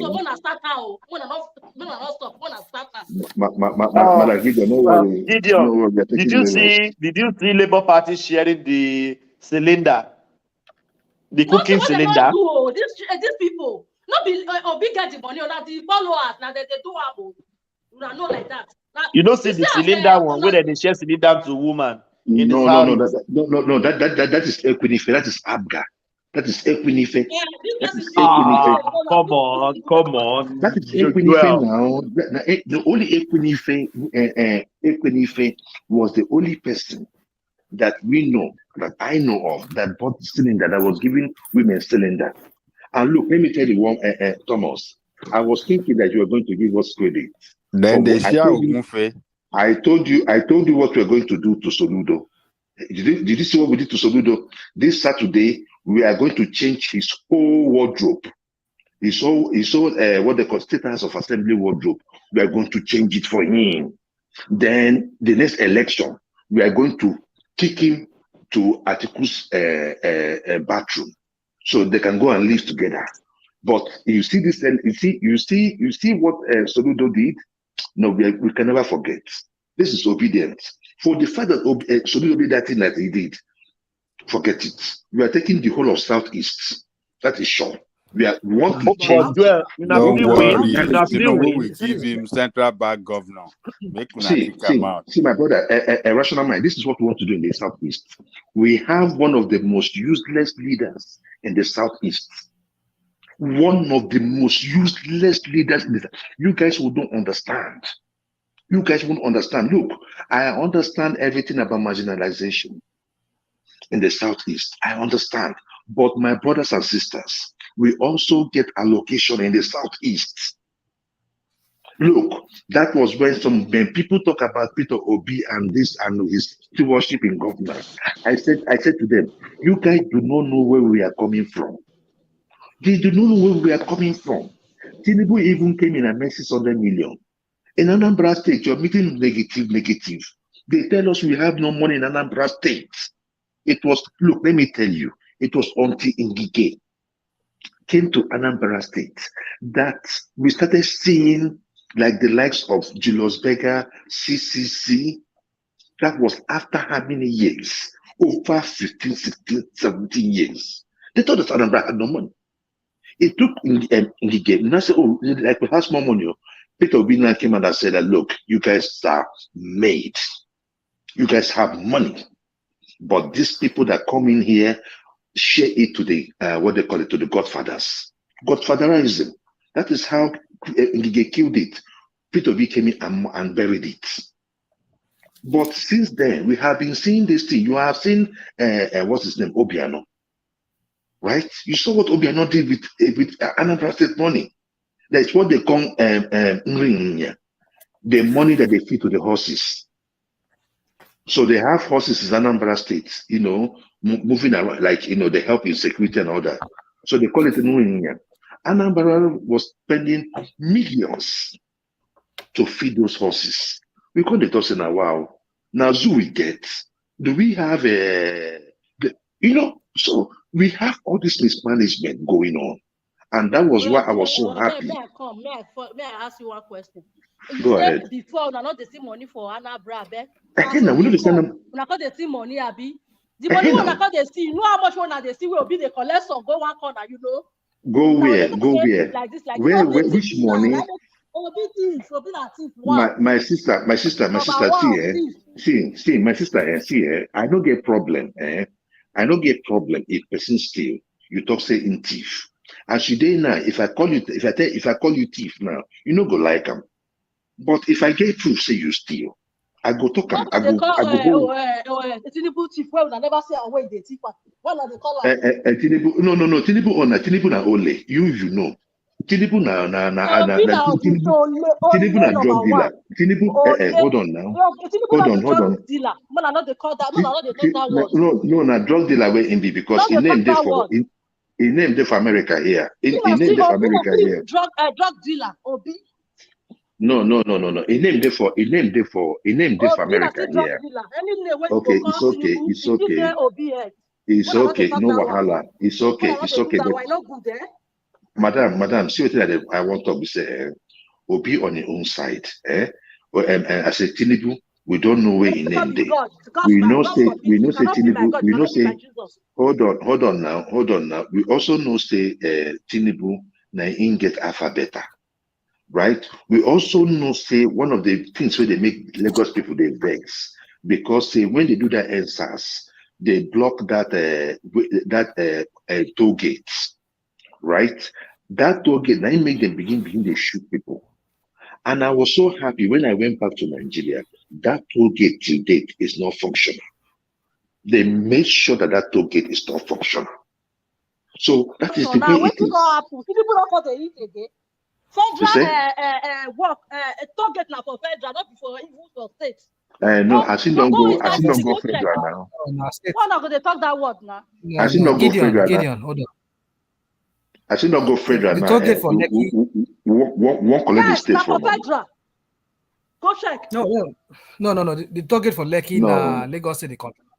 Na Lagos State. Lagos State the control. Go check. Let me tell you so I Why they argue like this now, Why Gideon? they argue? Na Lagos State the controller. Na Lagos they control. what they call Lekki Concession Company, LSCC, whatever they call it. So it's one of those companies where Tinubu and boys they create just to Okay, make now I money. want to ask you now one question. Why this say if person even though say that Tinubu dey control am, now Tinubu dey do this one. Okay, which money una see for inside say Tinubu collect for inside that all those things when I just dey let that man Because hold on. I mean, make I answer your question. You see that alphabet? Show they hear me? They hear me? Just like for example, if they hear me, Gideon. Yes, so Now it's just like if you get a company, you get company, and you want somebody to come audit your company, you want an accountant, you can't hire me. I go tell you, say, if I audit that your money for you, I will get 10% of that your money. Let's say your business worth like 1 million naira. Inside that 1 million naira, say I'll collect 10%, which is 100,000 naira. If I help you audit your account, do your account and everything for you, I'll get. That is how Alphabet they do for Lagos. So anything where any money where Lagos State make, if they generate any amount of money, revenue, whatever, if they audit them from Lagos State, they will get their own cut. And that cut, Tinubu get them. Whoever get that. How do you know that Tinubu get them? Now, Tinubu get Alphabet now. I mean, is it? That's what I'm like. He has not been substantiated. He has not been substantiated. What are we talking about? He don't dare the hub now. All Nigeria top now. He got there now. More like carry Lagos. You don't give. No. Well, I will not say anything I don't know. I will not argue anything here. Tinubu, they've asked Tinubu's people, even what's his name, this guy that usually vibrates. This is media man. What's his name? That stayed in London. Alake. I mean, they asked him before now. He could not say anything. He says, "Well, I'm not aware, and I can't say." And you don't have any proof that Tinubu is after better. You say what? You don't have any proof that Tinubu. Hold on now. You say I don't have proof. This guy that sued him. Hold on. This guy that sued him. What's his name? The other guy that sued him to court. That they started Alphabet together, and he took over Alphabet from him, and he will not give him his own cut. Did they not set you out of court? Did Tinubu not set you out of court? You were present when they set you out of court. Oh my goodness! You were there. Are you just here to come and be? Do you even follow news? Do you follow news? What news? Were you there? You don't follow news. You can't just assume. You can't just assume. They settled. You weren't there. You don't even what you don't know. All because Tinubu. But that's what happened. That's what happened now. One man on this show has showed up. That man. What we got them show the one that pray God them show now. What is that man? The plan where that man get for Which plan in get for you? Which plan in get for you? The one we do for Lagos. What do you do for Lagos? Don't mind them. You know, one thing is this: you cannot vouch for politicians. So there's a possibility that there's a conflict of interest that Tinubu caught a default himself through Alphabet. I'm not going to. When it comes to politicians, please don't trust. Don't fight for them. It is possible. No. The gist is out there now. It is proof. It is the proof. I mean, everybody knows that Tinubu owns Alphabet. It's not something hidden. Why are we? Why even the board of directors? Then all those people. Then we even know this one. This one, Rational Man was talking about that the guy took him to court. It was there. They settled out of court. What is all this one? We are not calling if they go settle out of court, it means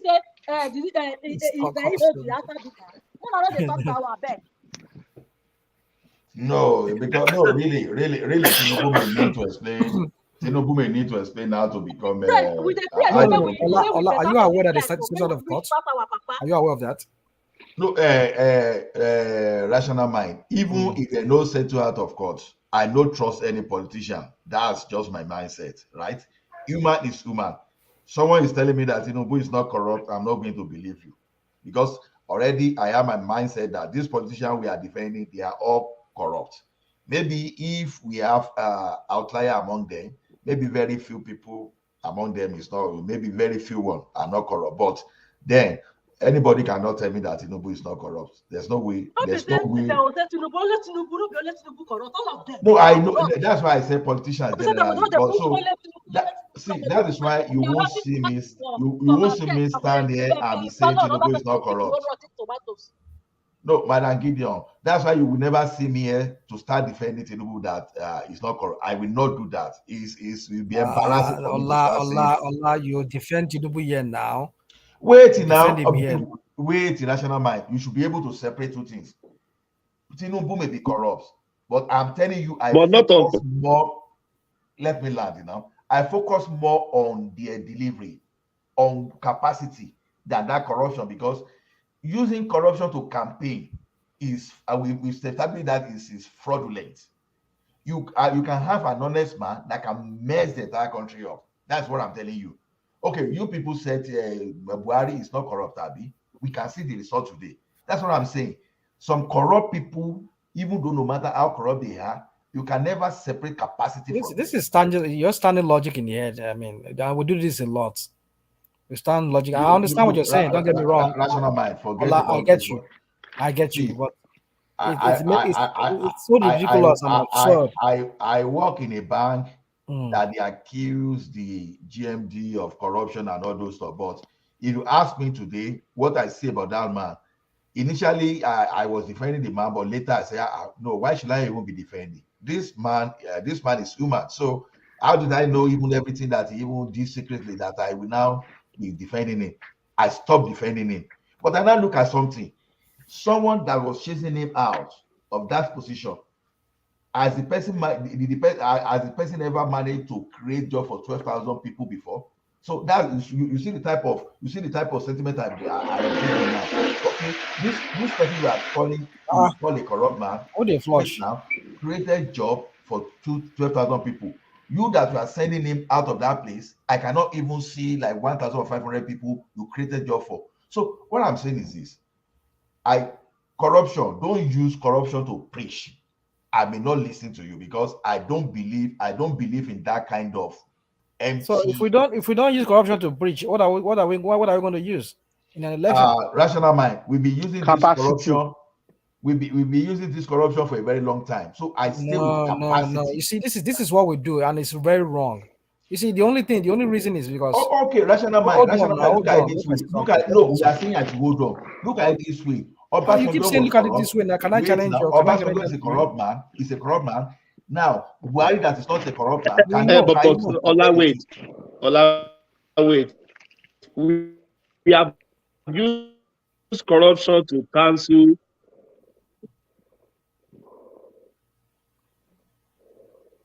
I can't hear you. I don't know. Can't hear you too. I was thinking maybe it's my own side here. Thomas, we can't hear you. See, rational mind. This is what I'm saying. I'm not saying. Do we have Ola? I'm here. I'm here. Yeah, your side. Yeah. Continue. I can hear you now. I can hear you. What I'm saying, rational mind. What I'm saying is this: I'm not saying corruption does not matter, but the question is this: you are putting two corrupt people and you are promoting one, and you are saying it's not corrupt. I say don't use that word corruption to scam me. There's no way under the heaven and earth you can tell me, for example, that Obi is not a corrupt man. You can tell that to the bed in the air. I will never listen to you. But then you see, we keep going back to. Wait, you said Jonathan was corrupt, and you said Buhari was an incorruptible guy, and we compare the two today. I'm sure many will still say, okay, we will have allowed Jonathan to continue instead of Buhari. Exactly. So don't use the word fight corruption to use that word. Let me answer that question. You see, I understand what you mean. We should not use that. You see, it's only in Nigeria. Nigeria is a land of the absurd, where the absurdity has become a norm, and people look at bad as good and good as bad. That is how Nigeria has become. That is why Nigerians, they have, what somebody was referring to as on their convention as a Stockholm syndrome. You see somebody who is almost destroying your life, and you are still having this affinity for him. You're still like shouting him, "Oh, is my master? Is this? Is like where is going to deliver me?" Somebody is ruining your life. So what I'm trying to make is this: is that Nigeria, Look at how Tinubu was fought. He's a drug baron in America. He laundered money for drug baron. Atiku too. We had a recording of his voice. SPV. But none of these things change the narrative in any way. Only in Nigeria. I've had these kind of things happen.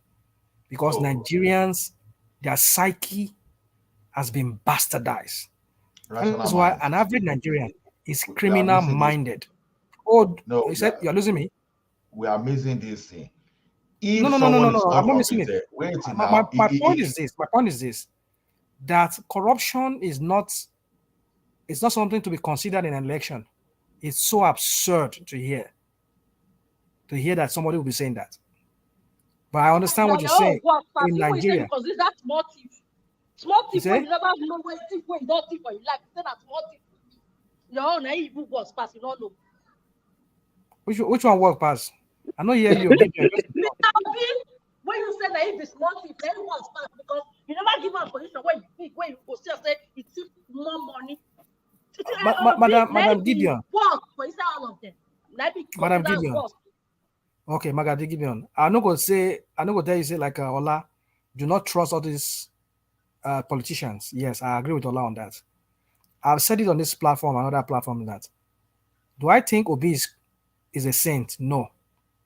Do I think he's a very corrupt man? Probably but not. the lesser evil. Lesser evil.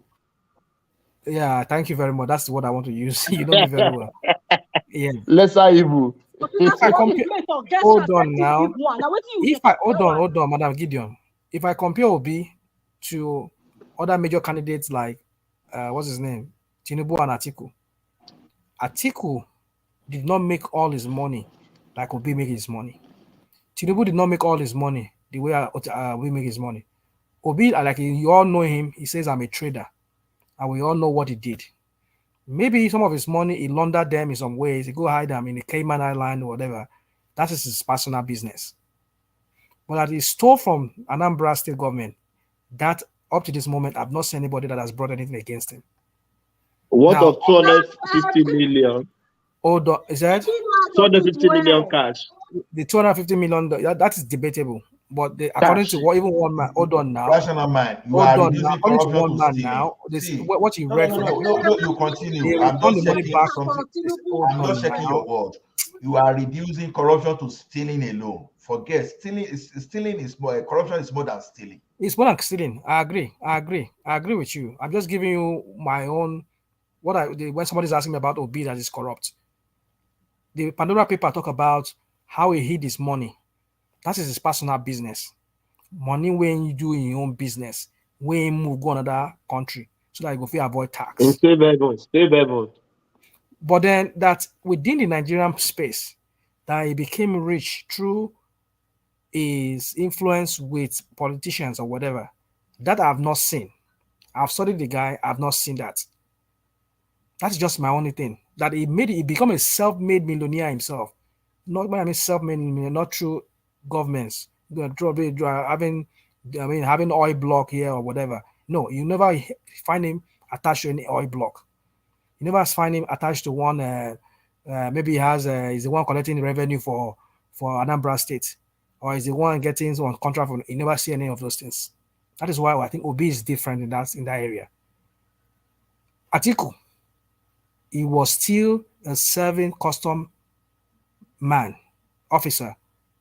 When he said he bought his 505 or 504, he was doing cross-border business. That is a real conflict of interest. He was vice president.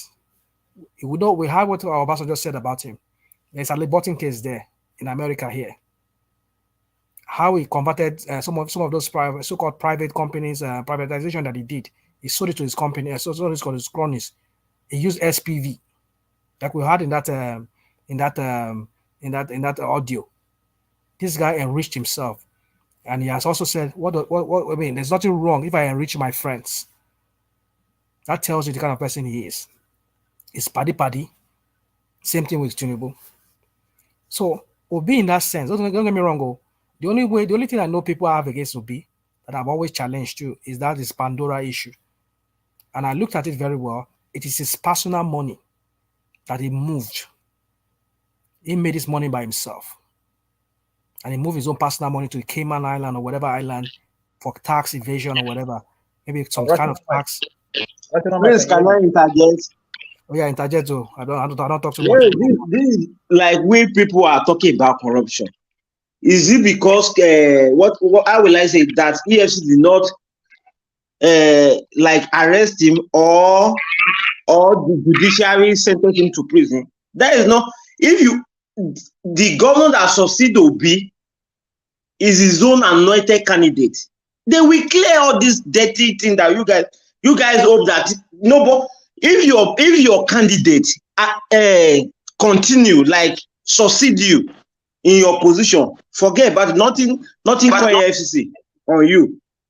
Look at Fayose. They arrested Fayose like twice, but today Fayose is free. Will you tell me that Fayose is not corrupt? Let's be frank with that. One governor does not. Nobody to today we are talking that Tinubu is corrupt. Nobody, no judiciary, no judges that have sentenced that have caught Tinubu culprit that Tinubu steal one money. Nobody. But like you but said, we just say that Peter is clean. No, I just remember is a fire ballet. The way people talk on this platform sometimes, it look like it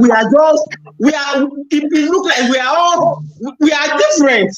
We should be thinking, we should forget about supporting someone. Let us be talking plainly to them.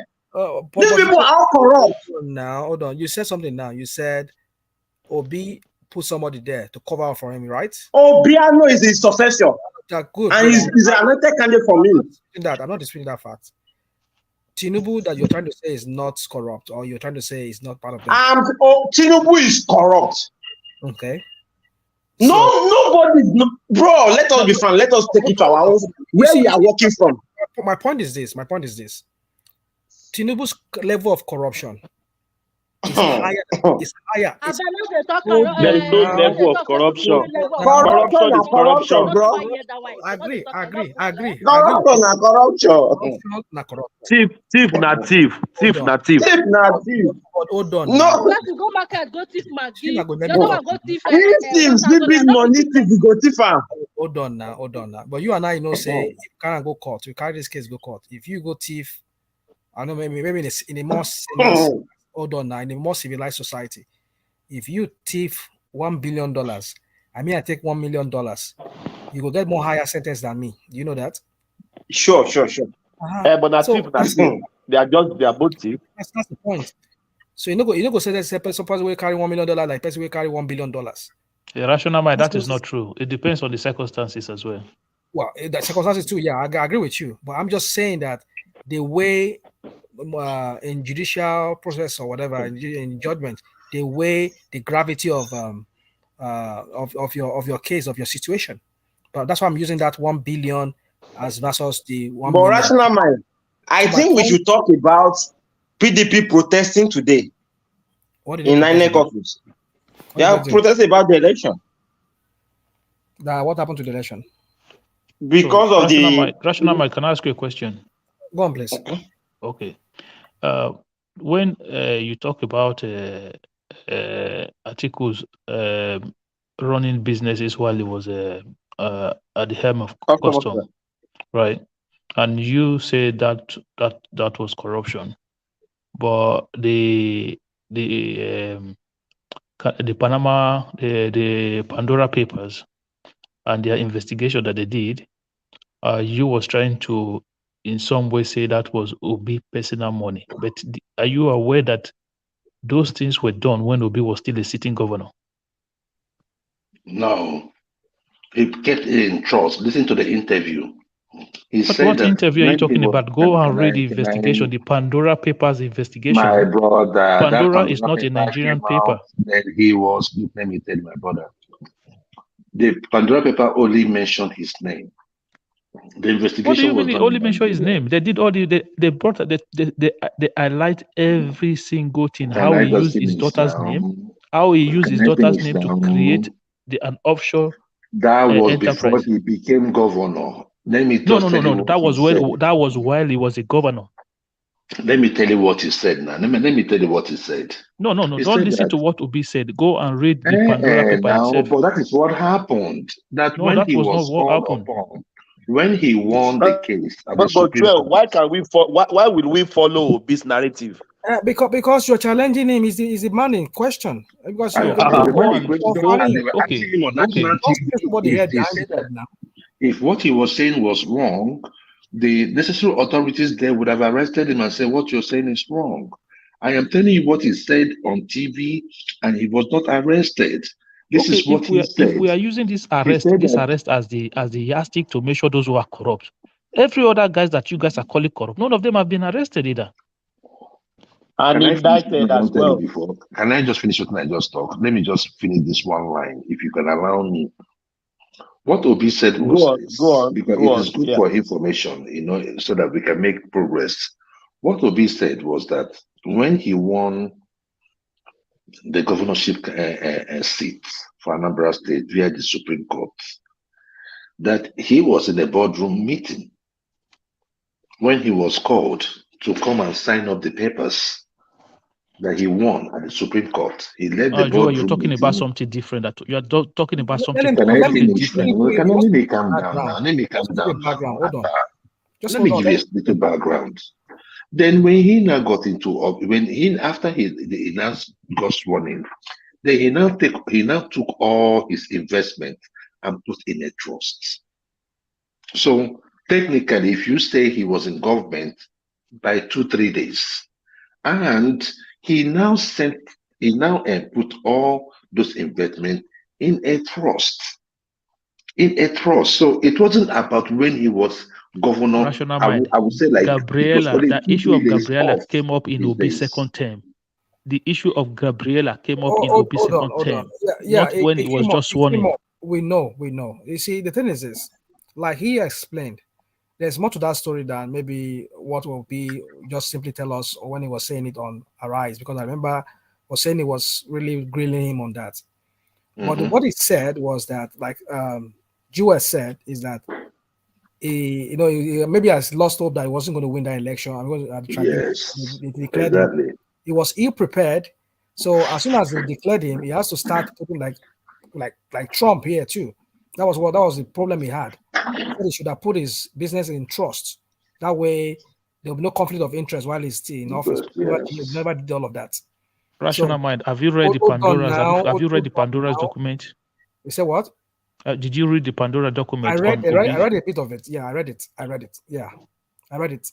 He put the money in the name of his daughter, Gabriela, and he explained it. I'm going by what he explained. You're only asking me. Maybe I'm not the right person to be asking, but I'm going by what he said that we all heard in public. He said, like Jewel said, is that after he was made the governor of Anambra State, he had to start putting all this because I think he wasn't really prepared.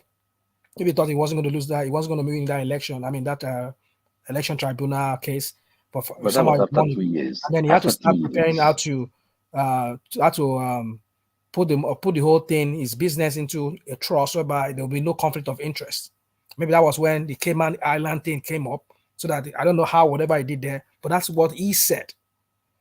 But then in the process, his daughter, the Gabriela person or the person in person, on his other business that were also going on, he had to also continue to see how he can put them into trust. It's not something you can do once. You cannot just do that within one day. It takes a process.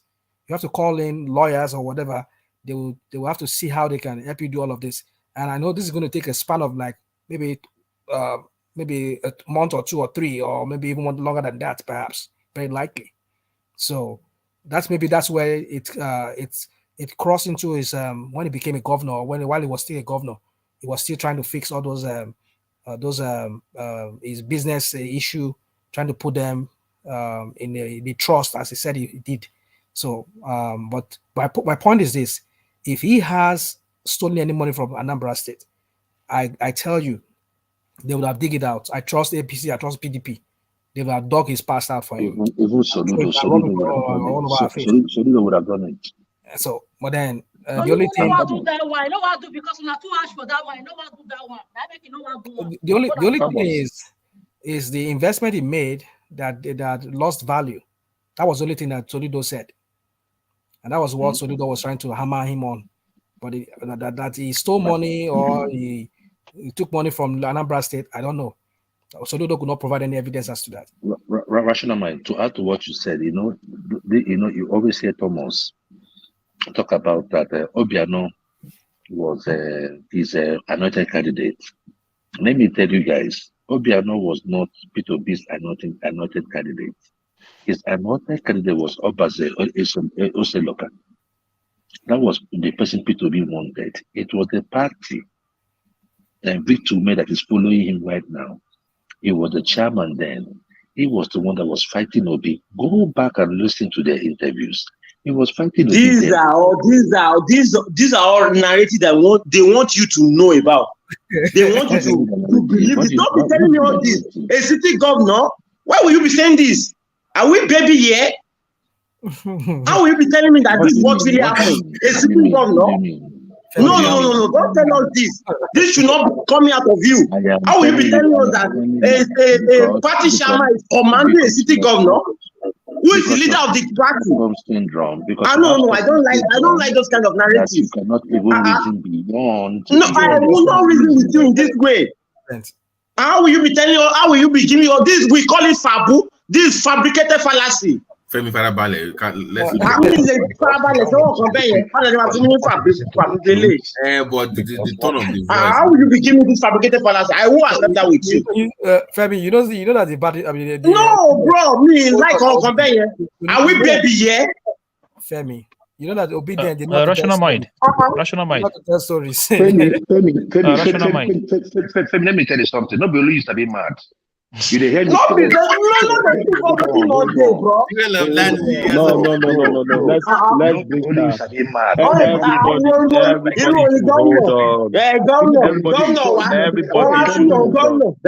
that. Can everybody hold on, please?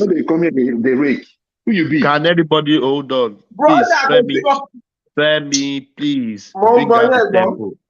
Bring out the tempo. Bring down the tempo. We haven't heard from Femi and the progressive. Let's hear from progressive. Progressive, yeah, you're welcome. Yeah, Rational. Can you hear me? Yeah, I can hear you loud and clear. Yeah, thank you. Rational mind, I just want to ask you something quickly. Yeah, go on, please. Do you think it's good or it is a good practice for a sitting governor to put the state money, not his own money now, the state money into financial institution in which he was a shareholder? Yeah, that's a conflict of interest too. It's a conflict of interest. So where do you draw the line, Rational Man? I want to know, where do you draw the line? You see, I've been asked this question many times, and you see, the yardstick that I use in deciding for myself who I want among these candidates, and that I picked my tent with is, I studied the whole thing, and I discovered that people apart from more people are leaning towards Obi, or should I say, those people that want a total, kind of like they want us to move away from these old cargoes that have been ruining that country, namely Tinubu and looking at what Tinubu party has done and all of that, how he brought us to Bubu and Pubu failed and all of that, and Atiku too and all these antecedents. Then I looked at Obi. I mean, Shura is my man, but I look at Shura is not getting any traction. It's okay, well, let's look at Obi. That Obi, I looked at him like I used to say, I will use the word lesser evil. I don't say he's not evil, but he is less. That's what I'm mind. Forget about this, your lesser evil. This word, people just like say, no. Evil is if there's no lesser evil anywhere. I know. But evil is evil. That's what I'm saying. I looked at him. Those things that I've used as a yardstick, like for example, I've already said it earlier. You won't see him have any oil block. There's no oil block associated to his name or to any company that he owns. He could easily have Hold on. But you are making your own Assumption. differences. You are creating not assumption. You are creating Yeah. your own differences based on your own personal Hold on bias. now. Yeah, hold on. No, hold on. You asked me a question, right? And I'm telling you how I arrive at Obi being the person that I looked upon. Don't get me wrong. I'm not saying he's a saint. I'm not saying he's a saint. I will criticize him. I have to criticize him. But like I said, I look at some antecedent about his antecedent. Like, for example, I just said, you not hear him say he has oil block somewhere, or anybody say he has oil block. Yeah, I mean, he controls. So who has oil block then? I think who has oil block now. You think he has oil block, or you know he has oil block? No, Tinubu has oil block. No, you think or you know. No, Tinubu has oil block. True is, I mean, I'm just asking, do you think he has, or you know he has oil block? They said he has a younger brother called Wale Tinubu, right? That one operates Wando, right? And there has been speculation as to the relationship between the both of them and all of that. Maybe he doesn't have it outrightly in his name, but some people have it through proxies. So Tinubu is the owner of Wando now. We know that from Tete. You are sure that Wando has oil block? Of course, now if they don't, why would they have oil block? What are they drilling? It's a question. Are you sure Wando has oil Wando block? will have. They will have. That's a speculation. Okay, I mean, any oil major company in Nigeria, they're not just marketers. Once you marketer, they don't say you just collect crude oil from anybody and go and refine outside and bring it back. No, they have oil block. They should have, but let me just say she should. I don't know that. I know that for a certain. Let me just say I don't know that for a certain. Ola. Yes, sir. Yes, sir. See, look at, let me tell you this thing. Let me tell you. I'm not really progressive. Before Ola, Rational, my name is just say this real quick. You know, when this P2B thing started, you guys think that we are just following P2B because he's P2B. He's from Igbo land. And I tell you guys, because it's an Igbo now. We know that it's now. not because he's Igbo. It's not because he's Igbo. It is because it is Igbo. Wait. Let's set the record straight today. Why are you not supporting Tinubu? Because Tinubu is a thief. But Obi'S too is the thief. No. How do you know Tinubu is a thief? No. How do you know Tinubu is a thief? Tinubu was my governor. I know that Tinubu is a thief. Obi too is a thief. He's not from Anambra now. It's not. He did not steal from Anambra State. That's the thing. You guys keep making up this narrative. Joel, you are painting narrative that suits your own. No, Thomas. It only takes a genius. It only takes a genius. If not for anything, let us look at the money he left. That money he left, he could have taken that money and nobody would do anything about it. Kleptomania is a kleptomania. Joel, have you seen any governor that doesn't leave any money? Have you seen any governor that doesn't leave money in their state? Most do, but not at the scale that this. Most do. They will leave something in the covers. But they're not like the one this guy left behind. How much did he leave? He left 20 billion. Let's Joel finish. Ola, let's Joel finish. Yes, I'm listening. Thomas, let me tell you this, and I challenge you. Tell me that state that a governor left even 1 billion naira. Come on, we get with the kindness of time now. Okay, hold on. Tell me how many states. You see, let me tell you something, Thomas. The issue there is this, right? If we are talking about Nigeria and that we want a good governance in Nigeria, we have to start giving credit to whom credit is due. If not, we are going to risk the Yadua left money in Kashina. So how much? About that? How much? Forget about how much. Hey, no. It matters. It does matter. Where I'm coming from is this, The same thing I want to apply to Obi is the same thing I want to apply to Yadua. See, No. See, okay. leaving money Even behind here is at not work. necessarily an achievement. Wait No, now. Leaving money no. behind, See. My brother, it's an achievement. it's not an Joel, achievement. No, it is. Let us put Because it in every context. reasonable, my brother, see, every reasonable country they save. Not Let us especially in add our economy. context. Let Hold us on, add excuse context me. to this. Let us add context to this. See, Nah. you are in a developing state, in a developing Yes. country. Uh-huh. We are short of infrastructure. We are short Mm-hmm. of investment that will create job for people, and you are Mm-hmm. leaving money in the treasury. It doesn't add up, at least for me. So Okay, for regarding you, it that, doesn't, right? now saving money in the bank can be okay. When I work in the bank, do you know, joke some of us makes this, is that the worst investment you can do in your life is to save money in the bank. Yes, we know. That a banker will tell you that. So Yes. now, see, the fact that you are saving money in the bank, it simply means that you don't know what to do with the money. You are short of ideas. No. Okay. What Peter be wanted for Anambra State? What Peter be wanted is the same thing that is happening to Nigeria today. If we have a good backbone, right? If we have a good financial backbone, we can borrow off it, right? That is the point we are trying to put out there. If you have a good financial backing, your state is not owing. In terms of like the time we had a COVID and all that, you can dip into it. It is not like necessarily like it's something that you just take and you keep there. There must be rainy day. It has So, rained many days, many on what years after basis? On Obi what? left. If no, by your own logic, by your economic logic, on what No, basis is Nigeria it's not by my borrowing? own. It's not by my own economic log. It's not by my own economic logic. Okay, It is okay. by Joel, On can I what come in, please? basis?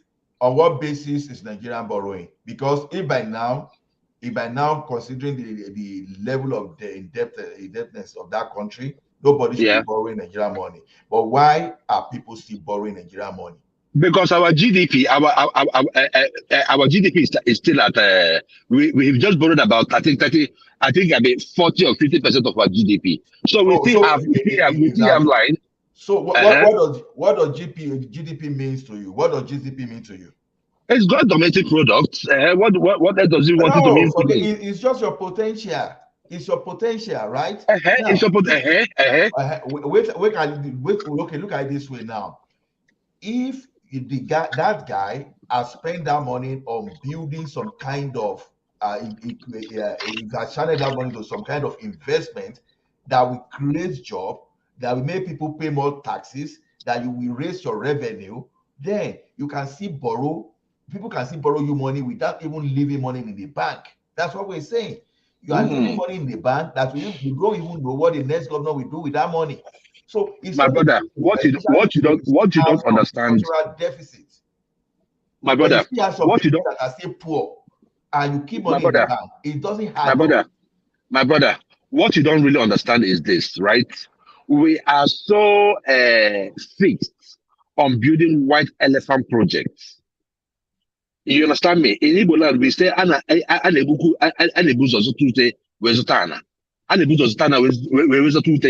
What it means is that you will first get land before you go get mat where you go sleep on. I just told you earlier on, if you were listening, that the state Anambra was then. We did not have all these things you're talking about. We did not have even rural roads connecting to the main town. So Peter, Joel, we can you did hear those me? foundation things. Go ahead. Okay. You see, this is one of the problem I have when people talk about Obi putting money away. During Obi's time as a governor, did he invest in any form of power, trying to electrify the state in terms of power generation, IPP? We've seen governors doing that across the country. If you had invest some of those resources in trying to generate electricity within the state, like what this guy just said just now, that would bring in investors into the state to try to come and invest in that place. It didn't do that. But what I'm asking you now, you are defending Obi. I'm asking you, do you think Obi putting state money in banks where he owns shares? In some cases, he was chairman of these banks, not one, not two, three. All the banks he put Anambra money into, Obi had shares in all of them. Do you think that was the right thing to do? Are there no other banks in which he could have put those money in which he didn't have no interest? Okay, you want me to answer the question? Yes. Good. That was the bank Anambra was using before Peter Obi came into power. Yeah, I understand. Peter Obi came into power and then every he bank, owns shares in those banks. Then can he I could have. just say something, please? Can I just say something, please? You asked me a question, Yeah. and I'll tell you how it is. In the southeast, we have our banks. Do you understand what I'm saying? What do you mean you have your banks? We have the banks, like in Lagos, in the southwest, there are banks that the government of the southwest prefer to bank with. In the What do you north, mean prefer? there are banks. Yeah, there are banks. All these regions prefer to bank with. If you go to does that south, make sense? What kind of can I excuse finish is this, now? Joel? What does that Can I say? finish? What kind of yourself. statement is that? What are you talking about? I'm telling you something that makes sense. You are telling What me sense? nonsense. Let me tell you now. Let me tell you. Listen and listen. Let me talk to you. Every time if So someone is talking, what is the bank of your Joel? Wait. What is the bank of Yoruba? Wema Bank. Ah, come on.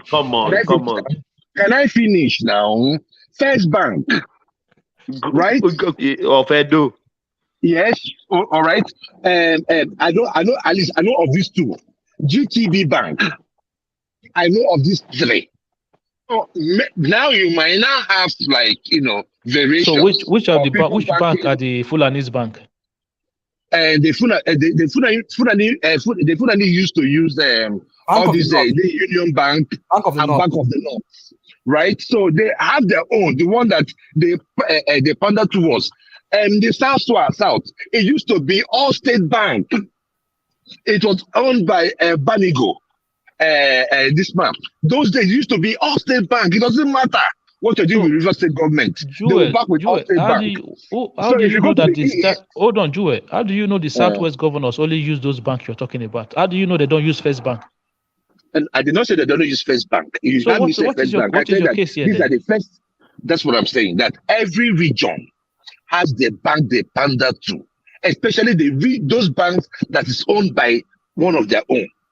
In the southeast, and I am not going to apologize. What is coming? It's not conflict of interest. It is building your own. It is building your own. What do you mean building your own? The banks, they are all over Nigeria. First Bank is across the country. Yes, but the thing there is that those banks need salary money from state governors. That's how they make one of their biggest this thing, what they call it. Can you just listen to what you are talking about now? I am just telling you what is going on in Nigeria. You that want to build a great Nigeria. Banks are running around looking for state government accounts. Yeah. These are big accounts. So that's my point I'm trying to make you understand. Apart from all these other big companies. So in the southeast, our bank in the southeast is Fidelity Bank. So you have bank in the southeast? Yes, we have bank owned by Southeasterners. Fidelity Bank, Diamond Bank, and Access Bank. And we are not going to apologize about it. We are not apologizing about that one. Because if you look at other banks, you have GTB, you have Union, you have First Bank, you have Wema, all these banks that we talk about, they have their root in the southwest. Let's not talk about that. We are doing all these things. We all know all these things. So let's not come here and make it look like Obi put money in a Fidelity Bank, so he should die. He put it in the bank Anambra has been banking before. So why did he not sell his own shares from the bank if that's the case? Why would he sell his own shares? He put it in trust. Why would he? Would it be a why farmer not because get he rid wants of to his own shares of the bank? Why would he get rid of his shares in the bank? He put it in trust. Period. He put it in a trust. It's not like let's say. Look, it is not like what they call it, like Tinubu's Alphabet, where it is a company that he built, he took from someone else and placed it in charge of taking taxes from Lagos. No. You are trying to defend indefensible. What you are trying to defend is bank indefensible. is a bank. You're the one that is not trying to listen. A bank is a bank. This is a bank Anambra has been banking with. I don't know how else I'm going to explain it to you. You are a sitting governor. You own shares in cases you are chairman of the banks. Obi was chairman of some of these banks, right? No, So, only Fidelity. Is still chairman of one of the banks. So forget it, whichever way you put it. So how do you explain taking state money, right, and putting it in those banks, long-term savings, long-term investment into those banks? Do you not understand that shareholders make money from those investments? It's an in investment. Which he is one of them. What are you talking about? In which he is one of them. What? Okay. You see the savings, the investment Obi was making into those banks, right? So are the shareholders going to make money from those investments? Yes. Okay. Is Obi not part of the shareholders? If the bank is profitable or not. So it's not based on your deposit. It is based on the bank investment. That is where they pay you shares from. It is not from money you pay into the bank. So when a state, when a state is making investment into a bank, the bank is not going to be profitable. Is it going to be losing money? Is that what you're trying to say? Some banks lose money. It's not all banks that make profits. However, whatever the case may be, P2B does not have any interest in Diamond Bank. P2B does not have any interest in Access Bank. P2B only has interest in Fidelity Bank. No, he have access in he have interest in Access Bank. He said it before. He has P2B have then probably is Fidelity, but I know it's one of them that he has interest in. He's chairman Fidelity. He have interest in Access Bank and one other bank as well. Three banks. He was chairman of Fidelity in the past. And these are the banks Anambra were using before he came into governance. You cannot say Anambra should change the bank account. Anambra is an institution on its own. So what is your...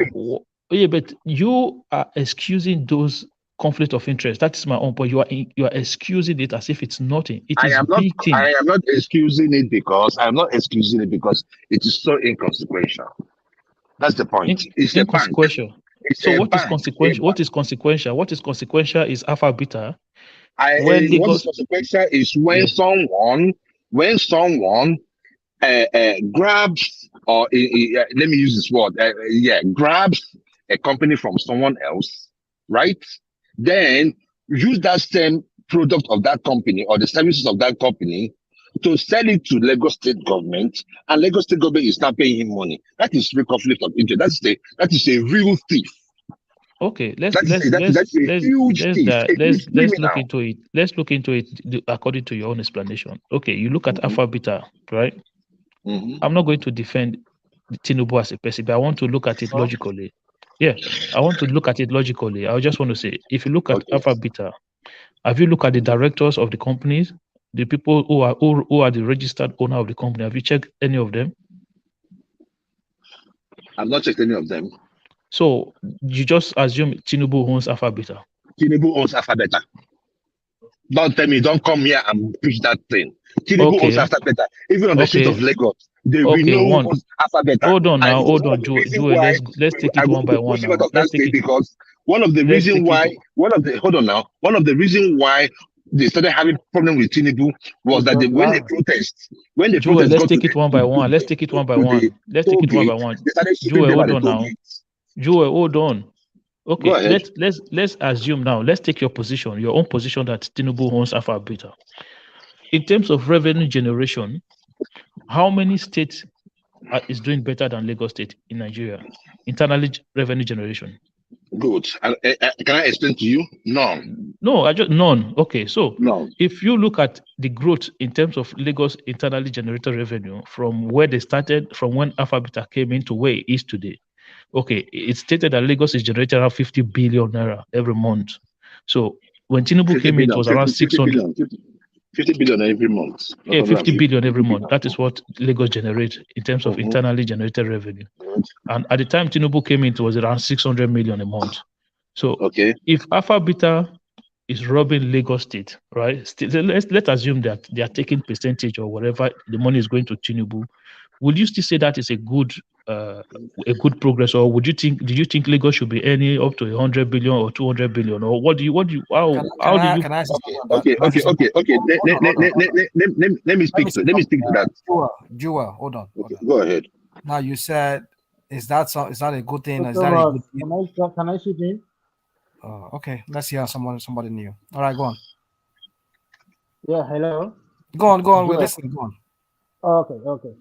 I just want to ask Joel, why is it that you don't see anything wrong in with Peter Obi? You always defend Obi, and that is very bad. You No, understand? what I'm just trying to, You or the only, want people to believe your own narrative, and you don't want to believe others' narrative. I It's mean, like you are you are seeing a pushing your own. criminal, you are seeing a Can you criminal, hold and on? you're telling me how can I make Can sense you of hold it? on? Can you hold on? Why do you push your own narrative to people's throat, and you don't want to accept it when they counter you? I can't remember myself denying any person their opinion. All I See, said let that me that tell you opinion something, is bro. wrong. Let me tell you something, bro. We were all from Nigeria, right? We are all guys. If you understand what I mean by guy. Peter Obi is a guy man. You understand what I'm saying? That is my own impression, and nobody can change that. You understand? Good and And fine. see, Peter Obi was a governor in Anambra, right? He took Anambra's money into his own bank. He used Anambra money to establish his own business. And now he's telling, listen. Can you hold on? He said use Anambra money to do what? He took Anambra's money, he put it in his own bank. You In understand his what I'm own bank. saying? He put it in his own bank. That is the bank Yes. Anambra has been using. Can Don't you say he hold put on? it in his own bank. Bro, can you hold It is the on? bank Can you Anambra hold has on? been using. This is what I'm saying. You won't let me talk. You understand? Just hold on. No, because you're You understand? lying. If you're lying, I'll call you out. I'm not lying. I'm not lying. I'm No, telling you're you. lying. No, you're I'm lying. telling you something. Can you No, hold on? you are lying. Go ahead. Jua, let him speak. Let's just let him land. Go on. He took Go on, Anambra's Green. money, used it to augment his own business. You understand? Okay. Put it in the bank that he has interest. After 8 years, Obi is not telling me that, he doesn't take anything from Anambra. What do you expect him to take from Anambra? He has already took everything already. So the guy is a guy man. So I don't want people to He defend him. took nothing from Anambra State. You are just lying. You're just lying to make up. He took nothing from Anambra State. I'm not lying. He We are took all nothing guys. from We know how it Anambra is. State. We are all Where guys. is the 75 billion? We know how it The is. money he left. The money he left in those banks. Where are they? And nobody can The money he left in those banks. Where are they? They used it to build airports. So you cannot come here and say that P2B was stealing. See. You cannot just come and just make bill. P2B is not like your own thief in Southwest. Keep it down. Bro. It's not like Tinubu is a big thief. You never see anything wrong with Obi. That is bad. No, well, the thing there is that he has not given me any reason to. He has not given me any reason to. Tinubu, you can quickly point to Atiku. Yeah, because Tinubu is a big thief in Lagos. It is known. Do you have a small thief? Thief is a thief. No. He's a big thief. He's a. Let me tell you something. If you want a good Nigeria, why don't you go for Sowore Adebayo? What are you telling me? Which Sowore? Sowore that is the chairman of his party. Sowore is the same chairman of his party. What is wrong with Adebayo? Adebayo is just a bitter man. He has no emotional. No, he's a bitter man. He talks carelessly. You see what you're saying He talks carelessly. No, he talks carelessly. See, let me tell you something. I don't have a problem with Peter Obi. Initially, I don't have a problem with him. But No, but don't say he's a thief. Can you hold on, bro? Can you hold on? Initially, when this election was going on, I was just watching. I never supported Tinubu, neither Atiku. But when I saw the shenanigans, the media, everything, you understand? It's like they're trying to sell a fake product to us. You understand? And I realized that IPOP, Igbo agenda, everything. And you people don't want to hear that. When people say Igbo agenda, you get upset. But you guys can quickly accuse the Fulanis and talk about them. So these are the hypocrisy we are talking about in Nigeria. When somebody sees something wrong with your candidate, give them free chance to talk. Don't kill their. That's very wrong, bro. I got to go now. I'm at work. I'm listening. I gotta go now. I'm listening. No, you have to go because you weren't making any sense. So you are the one making sense. You are not. You just came here to That lie. doesn't make sense. It's okay. Joel. Can't come here and lie. I expect us to take it. Yeah, Joel, it's okay. I mean, people can say whatever they want to say. Let's not make it like as if we're quarreling. It's progressive still there. The progressive is it still there? Progressive, are you still there? I think he must have left. My battery's almost dying here. It's I want to save this battery a little bit before I charge it again. I think I'm gonna have to take my leave. Joel, are you still there? Man, I'm still here, man. But I think Are you working tonight? I'm at work, so I don't mind being up. You try you try say you work and then. Thomas, are you still there? I don't know. Thomas, you're still busy. Because me, I want shut down my eyes now. It's almost past 12 here, past midnight. I need to shut down these eyes because in a few hours time I have to go start getting to work and all of that. Yeah. So guys, it's nice chatting you guys, and hopefully we'll talk tomorrow.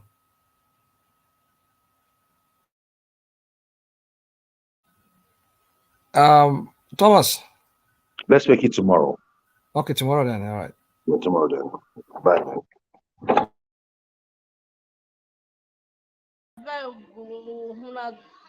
Then I want talk. I think I want tell now. Mona stop all this one when I hear they talk. Tinubu already been a president. Nothing will change that. Mona your rest. Let everybody throw away all this story when I hear they talk. Mona throw away for bush.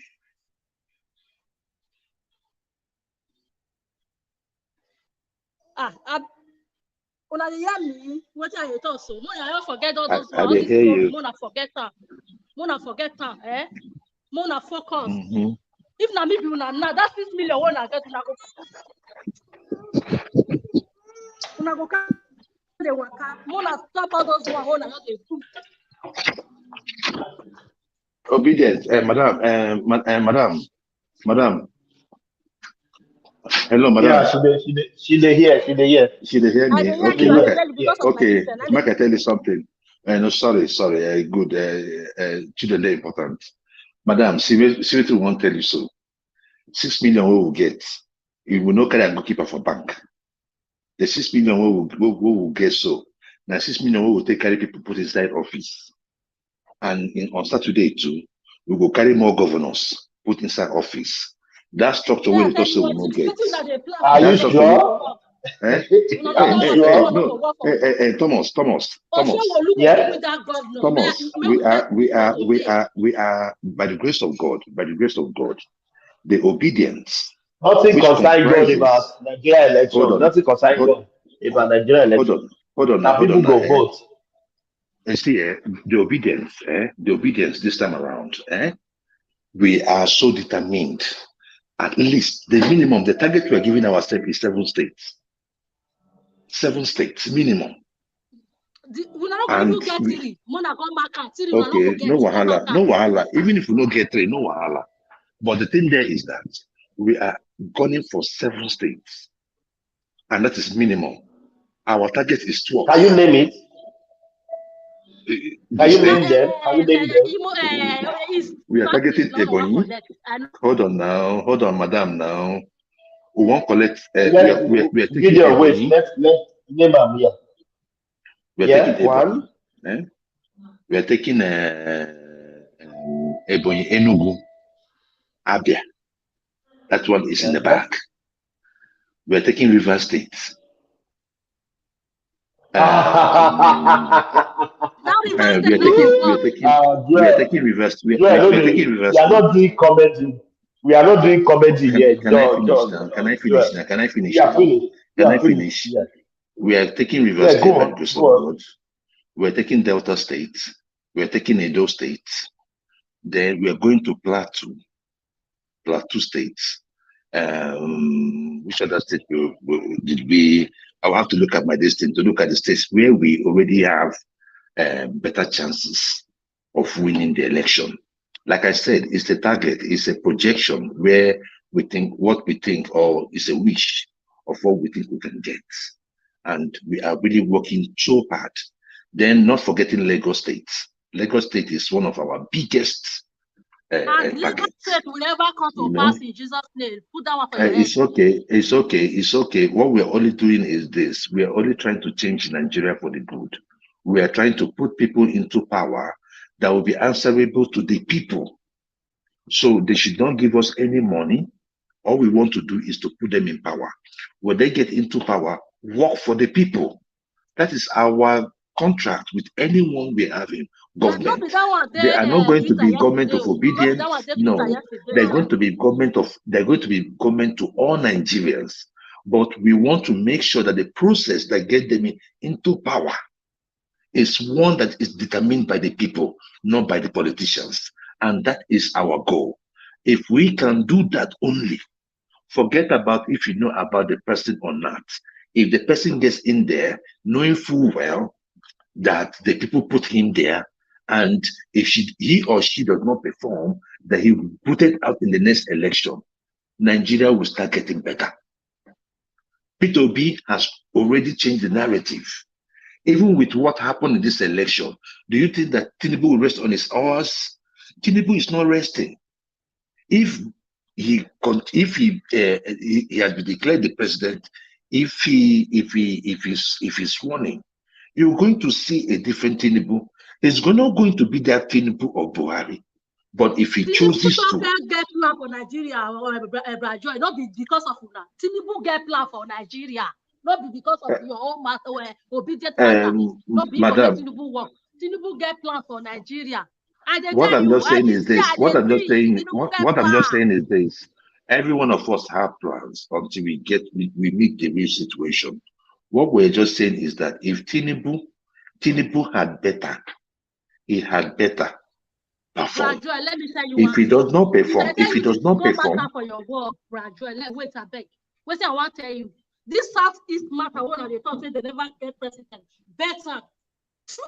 If Tinubu completes this thing, just 4 years, for them, Mark, what I tell you so. Tinubu is going to do 4 years. 8 years, no, 4 years, Tinubu. I tell you, what I did. I talk today, make go back what I tell you. If I talk something, if I tell you say person that tomorrow, this person, if I dream, they go close my mouth. If Tinubu do 4 years, so who will come to the other 4? Right was small pikin that they tell me that thing. Not talk they go close my mouth. I say if Tinubu do 4 years, then who will come to the other one? Now make me they tell you say no, that 6 million one of the thing. So one control, man, not make this thing come to this thing. Tribal war. One not let her come like that.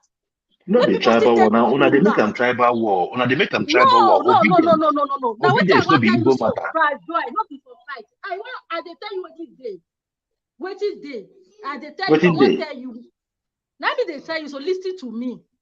I know say I be small pikin, but what I they see. If I they open my mouth, they talk, you go know what I they talk. Southeast go call president. They go call president. If you are not do more than your suffering, cool down. They go call president, but not be this time. I tell you.